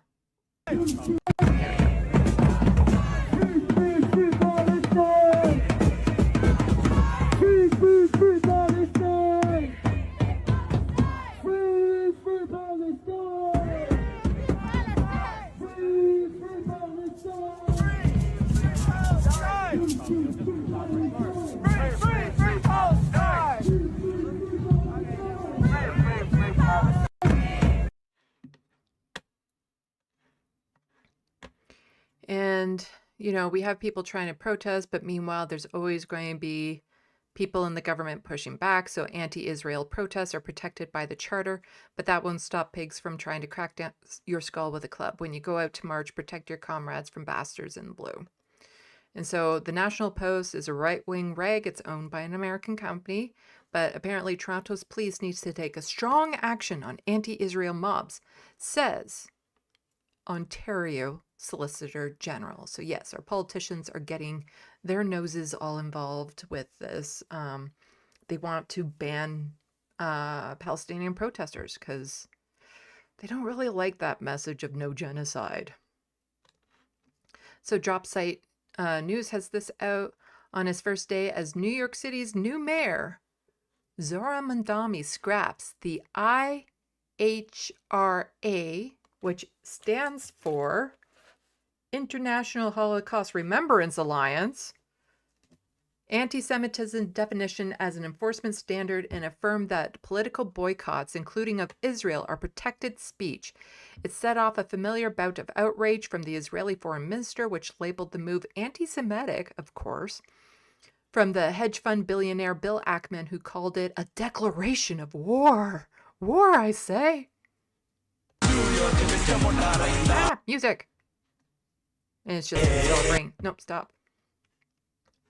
And this is Israel foreign minister was saying, on his very first day as New York mayor, Mamdani shows his true face. He scraps the IHRA definition of anti-Semitism and lifts restrictions on boycotting Israel. This isn't leadership. It's anti-Semitic gasoline on an open fire. Yeah, no, Canada should follow suit, actually, I think. Yes. This is good. This is good. Mamdani is going out of the gates running with this. He's doing some of the things he says, and this is good. In fact, Benjamin Netanyahu can't attend the United Nations sessions. The new mayor of New York, Zohran Mamdani, has promised to get him arrested if he sets foot in the city. Oh, you love to hear it. And so this is old footage of when he was at the session previously, I think last year, and a whole bunch of dignitaries walked out. You know, the Canadian one stayed, of course. But yeah, so now he can't go, or Zoran is going to get his ass arrested. Yeah. Love to see it. Would love to see that one. You wouldn't even have to send in like helicopters and bomb people. You could just, you know, arrest him. Like they could have done in Florida when he went to visit recently. I think he was in Florida. I don't know. So this I just thought was, it's a nice way of resisting. And it's a beautiful way of contributing what you have. So every act of violence that Israel has committed against people of Palestine and Gaza is answered by an act of humanity and goodwill. Look at this old man who's being abused by some prick because he was making Palestinian blankets. So someone had messaged him saying, as we'll loop around, listen, you old fuck, no one will ever buy your Palestine blankets. And he's making them the old-fashioned way. I could watch a YouTube video on blanket weaving, I've realized. So just beautiful blankets, I believe. Yes, here we go. These are where you can buy them. I will toss this into the SandBox. If I had the money, I would absolutely love to buy one.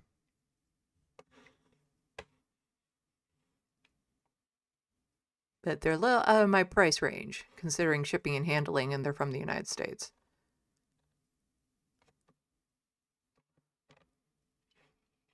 So a beautiful way of resisting by doing that. And then here we have meet Japanese chef Chirikato Naoya.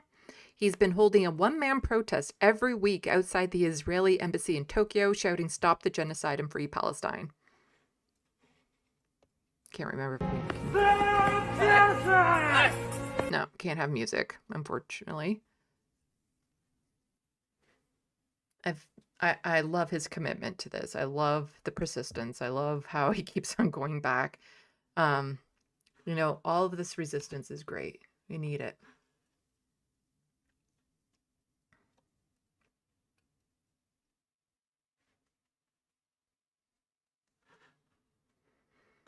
And then we have, so just look at this photo here, in the ruins of Shifa Hospital, and despite the genocidal war on Gaza, 168 Palestinian medical doctors graduated yesterday as board specialists in different medical fields.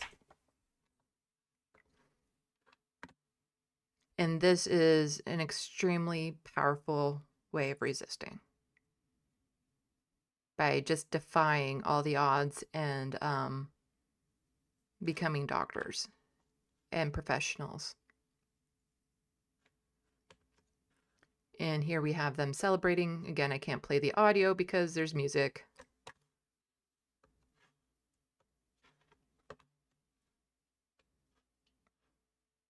Eventually when the video decides to play. There we go.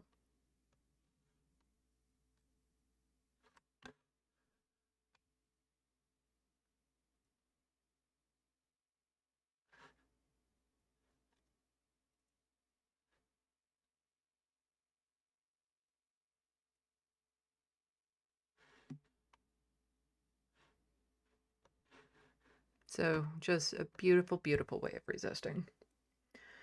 Okay.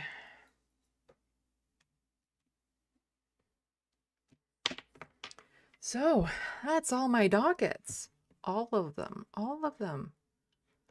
Whew, and I am pooped. I am pooped. Let's check the SandBox. And then we'll check to see what my subscriber count is up to.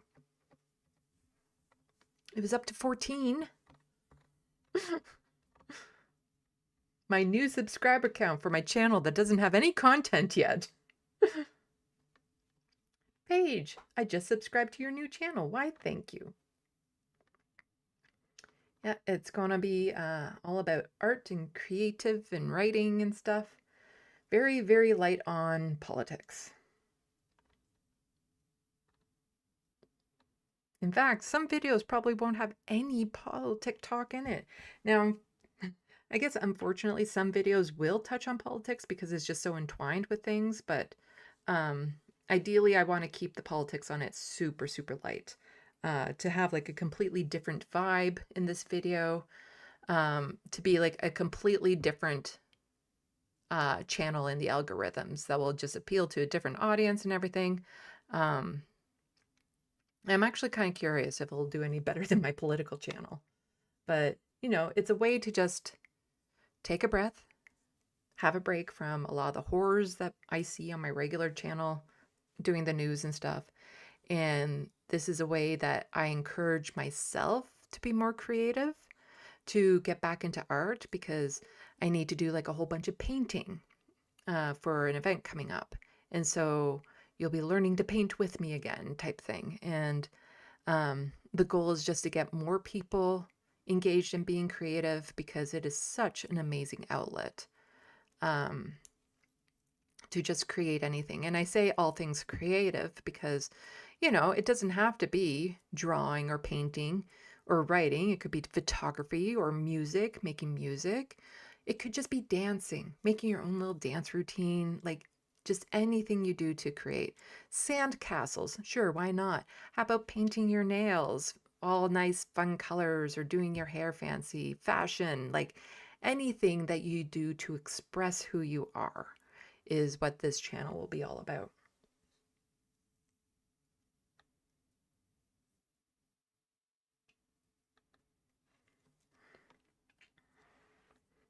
Let's see.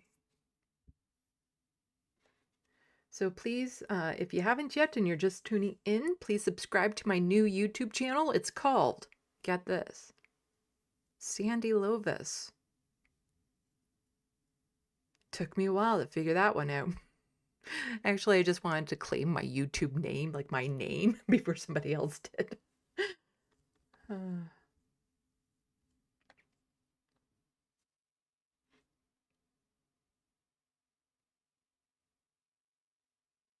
I scrolled way back up, okay.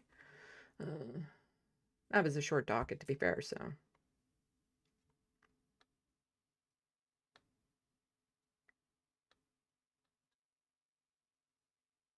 Let's see.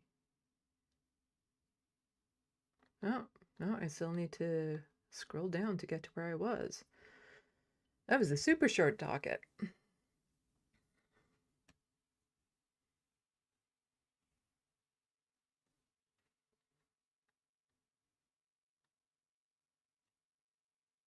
Let's see. The Wild West, they are gluten-free in enamel bars, so maybe the cake is different. I don't know. The cake part of them I always just found disgusting, so I'd eat the cream and the chocolate, and that's about it. Page, hot dogs cut up in mac and cheese is the bomb. Almost any meat in mac and cheese is just great, but I like to fry up ground beef to the point that it's pretty much crunchy and then toss it in. I love that. Then I'm going to try it with the salami, see how that works.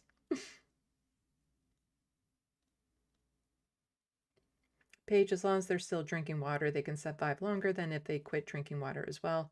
You die from dehydration before you die of starvation. Just saying. Yeah, they're still drinking because they wouldn't last 50 days.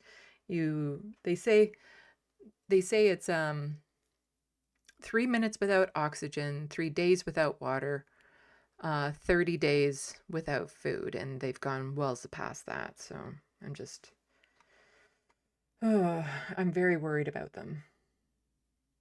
Paige, okay, so you're saying to do this? No! Don't do that. No, I do not endorse that type of behavior. No.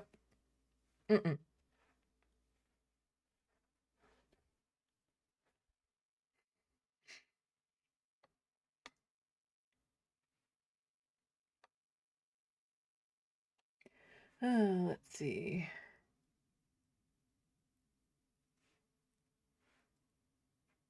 I love the first tweet responding to the Israel defense post. Oh, I didn't see it, and it's probably closed now, so oh well.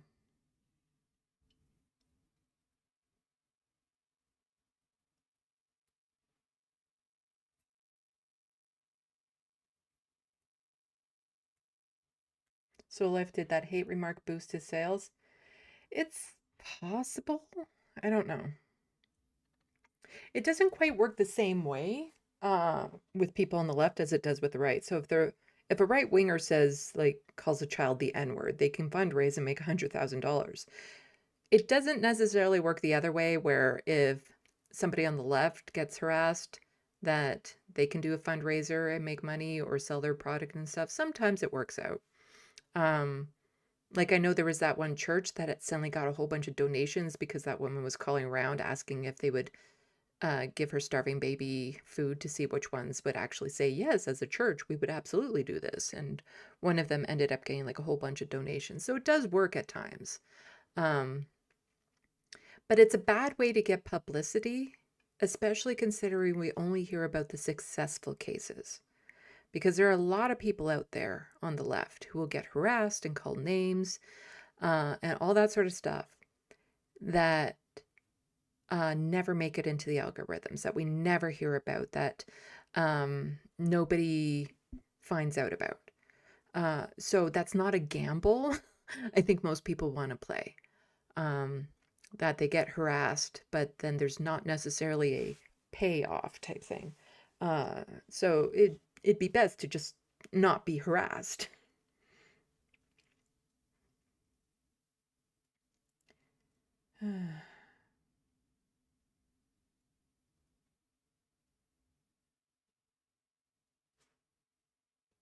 Let's see.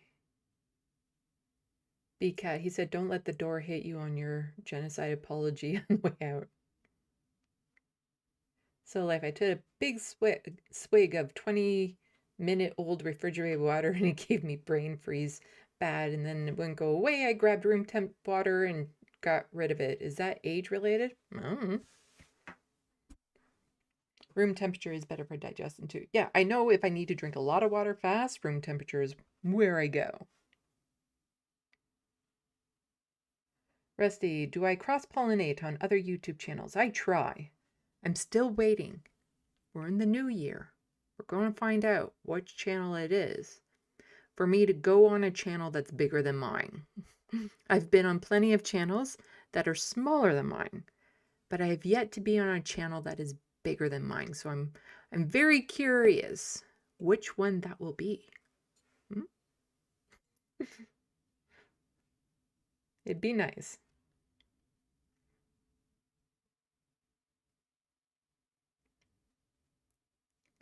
Let's see. I will refresh. So let's go back. There we go. That's my new YouTube channel. Nothing on it yet. Let's see. Where am I at? 21. That's about as many people who watch this live, so that's pretty good. But yeah, new YouTube channel. Luckily, I don't have to do too much original content to begin with, because I'm just going to be transferring over my art videos that I already have posted on Left of the Box. So I'll be switching that over, and hopefully by actually removing the art content from my political channel, it might help my political channel, because YouTube is very particular. It wants you to do one thing and one thing only with your channels. So it might actually help my political channel if I start taking out all of the art content. And I'm curious to see how well this channel does with no political content. It's going to be completely different algorithms that they're in. But I have now completely separated my social medias. So, like if we go here, back to main shot. So yes, all my social medias here are separated now. So all the Left of the Box accounts will be for my politics, my YouTube channel here. And then that's how you can also help me financially through Patreon and whatnot. And then Sandy Lovis on Twitter, Blue Sky, Instagram, YouTube will be about my art and writing. Of course, I'm still just going to have one patron that I'm going to be advertising. That's Left of the Box.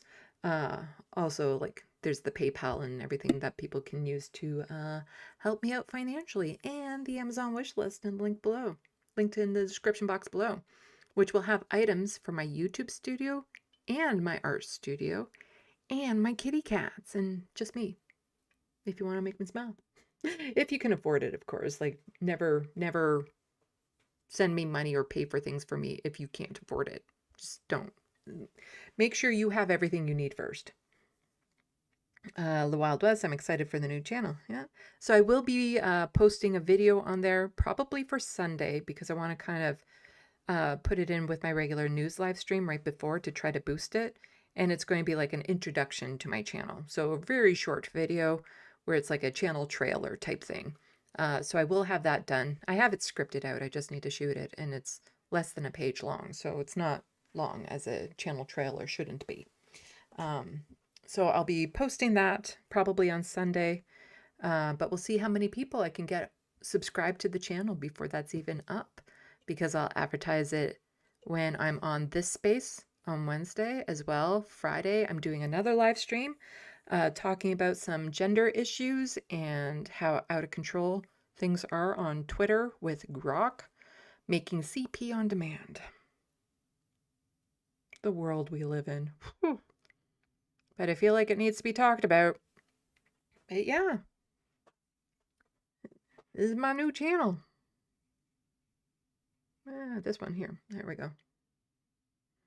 So I got all the banners matching up on my Twitter and Blue Sky. So, but I still have like AKA Left of the Box right there in small, so that some people, because my Twitter account and my Blue Sky account are much bigger as Sandy Lovis, because that's what I started with. And then I got the Left of the Box. So I'm still trying to build up the Left of the Box accounts on those social medias.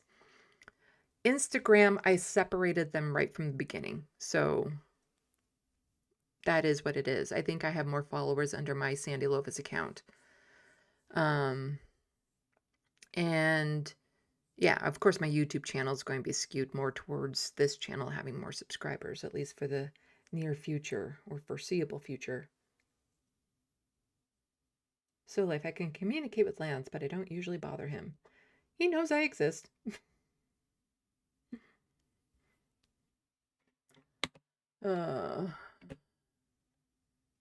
Let's see what people are saying.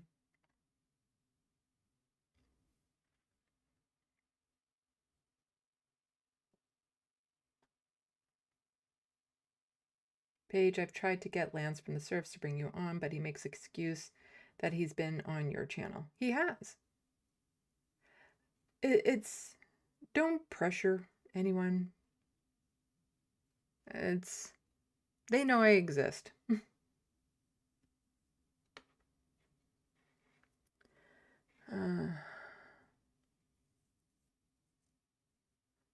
So yeah, like don't bother Lance or anything. You know, the day will come or it won't. It is what it is. Because some people, it might not have anything to do with me. It's just they might not feel like I'm a good fit for their channel, the vibe that they have, that sort of thing. I am worried about my autism, that I've done something to offend people and I just don't know what it is. That's entirely possible. But I also don't like bugging people, because I don't want them to finally go, fine, you can come on my channel. Like, I don't want that vibe going on whatsoever. Just, that would not be good. So I'm fine not going on channels. I'm just kind of curious to see which one I will be the first to go on. It's interesting. It's interesting. Rusty, it's super easy to get subscribers with ASMR. Well, I do have a super long video I will be uploading to my new channel, this one here, of me drawing this picture here, the kitty cat there, Thumper. I recorded the entire process, and so I need to take it down, splice it together, like take out all the parts where a pencil basically wasn't on paper, find some YouTube music I can slap on it, and it would be like hours long.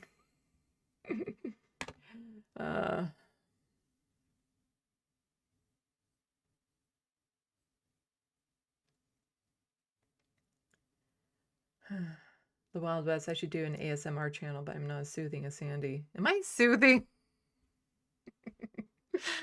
Maybe. Actually, I really need to get to the painting now that I'm thinking about it. I have an event that I'm going to at the end of the month where I need them done by. I'm going to be doing little pictures, like 5x7 pictures. If I can get my hands on some like blocks of wood and chopped up wood and stuff, I want to do like little coasters and stuff of like pride flags, but then also put the symbol of that pride flag on top of it as well. And then I also want to do like little 5x7 paintings of like a tulip, but then have it like in the pansexual colors. So each petal is a pansexual. So you have like the colors of the flags within the tulips as well. So that's what I want to get done by the end of the month. So I need to work on that.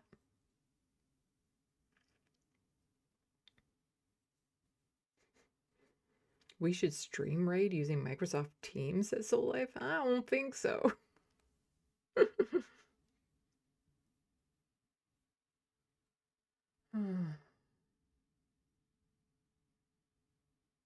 User, I once went down the art restoration rabbit hole on YouTube. Long videos with insight commentary works wonders. Yeah.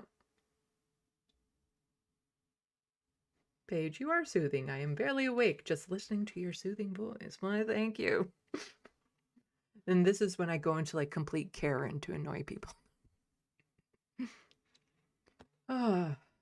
This is a short stream. It's only just been over 3 hours. Oh, I needed to break that up. But yeah, I'm interested to see how well the new channel does. But we'll see. No plans for live streams from that one or even premiering videos. It will just be posting videos.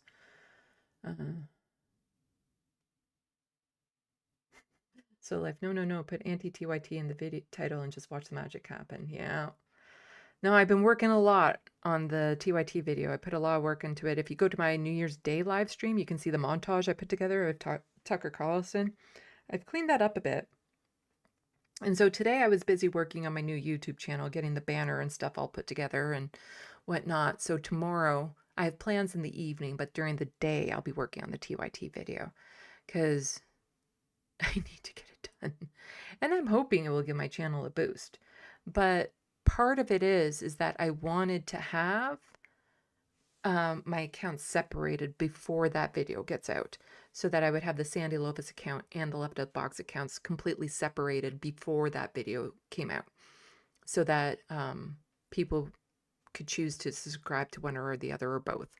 But I'm still just worried that it won't even get 1,000 views. We'll see. We'll see. I plan on making like little teasers for it to send out ahead of time and stuff. Just fingers crossed. Rusty, yeah, your voice is a big strength of yours. Why, thank you. I've actually had some criticism on here, like, well, your content is this and this and this, but you do have a good voice. Radio voice, I guess? Maybe it's all the theater I've done.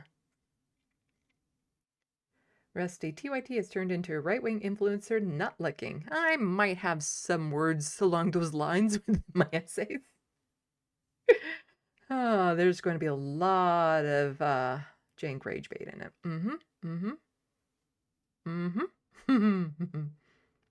Well, I am thinking for clickbaiting it, putting the title as TYT, the home of grifters.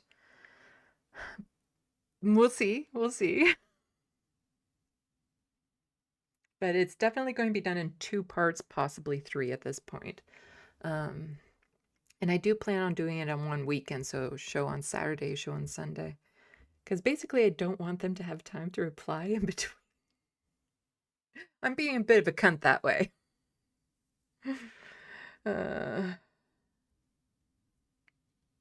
My voice is actually too tired right now to try to do a sexual ASMR voice.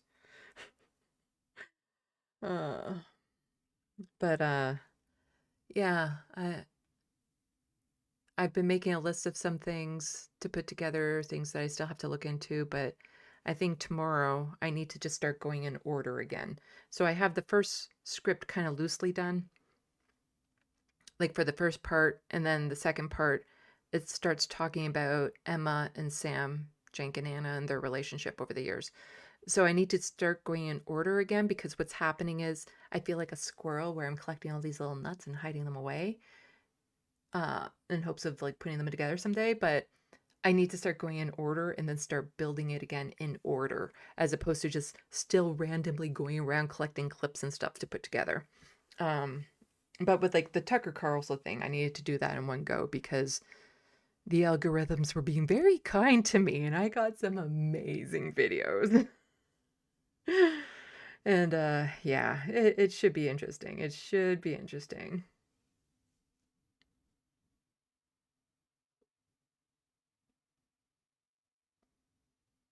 Be careful in the sandbox. Don't go kicking sand on people.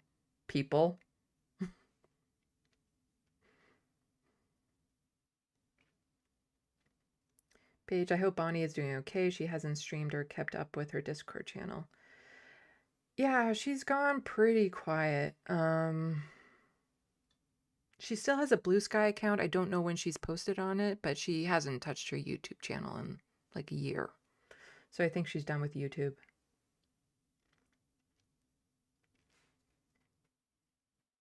I think she's doing okay. I hope so.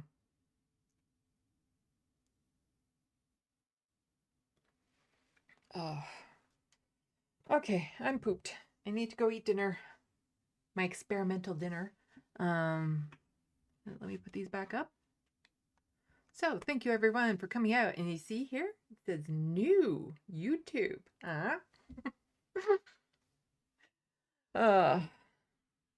Yeah, and we'll see about getting this channel up and going. But yeah, thank you everyone for coming out. It's a heavy stream today, I know. Next one's also going to be very heavy, and I imagine the one after that is going to be heavy. That's just the nature of the news. So Sunday will be my regular news live stream. No doubt there's going to be updates on both Palestine, Venezuela. No doubt about that. And then other Canadian shenanigans. And yeah, then there's the live stream on Friday, probably starting around 6 p.m. I'm talking about some gender issues in the absolute horrific state of Twitter. But yeah. And yeah. Thank you to the mods for keeping the sandbox clean. Please check out all my social medias over here. And only if you can help out financially, that would be great, by becoming a member of the Sandbox, a patron, checking out the Amazon wish list, buying my book, one-time payments through PayPal to help with vet bills for my kitty cat, all of that sort of stuff. Oh, right. Let me check to see if there's anyone live right now I want to push you over to.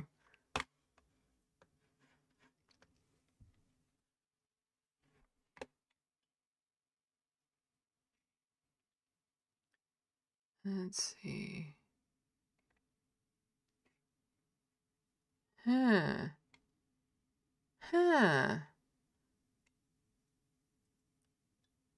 I'm torn. There's the letter hack, but then Cam James is live right now. He's the one that did the videos on Rashad Ritchie recently.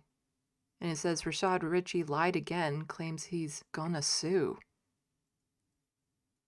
I think I might send you over to that because I'm very curious about watching them myself. I'll raid letter hack next time. I've raided him before. But this sounds interesting. This sounds very interesting. Let me know. Actually, put a 1 in the sandbox if you want to be rating letter hack. Put a 2 if you want to see Cam James. He recently did a couple videos talking about Rashad Ritchie from TYT and mentioning how a lot of his diplomas and stuff are like from diploma mills and not legit and stuff. And apparently, well, according to his clickbait title, Rashad Ritchie says he's going to sue. Okay, I'm seeing some cams here, so we'll because I'm going to be watching that when I get done. Okay, so let's go to the edit button. Where is it? Oh, this new stupid YouTube layout. There it is. There we go. Customization. Redirect add.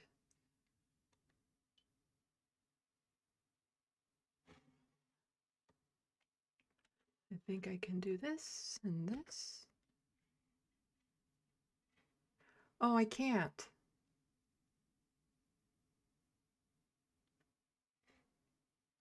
He doesn't have it set up so that I can live redirect to him. Sorry.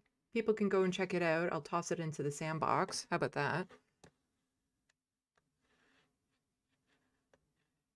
So this is a Cam. People can go there. But I can't redirect to him.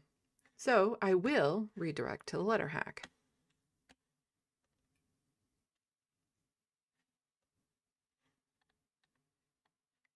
Yeah, you have to set it up so that you do that.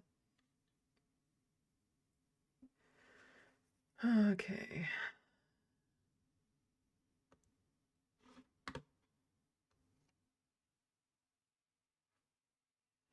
I'm confused about what's going on with Rashad Ritchie too, Paige. That's why I'm going to be checking out the video when we're done.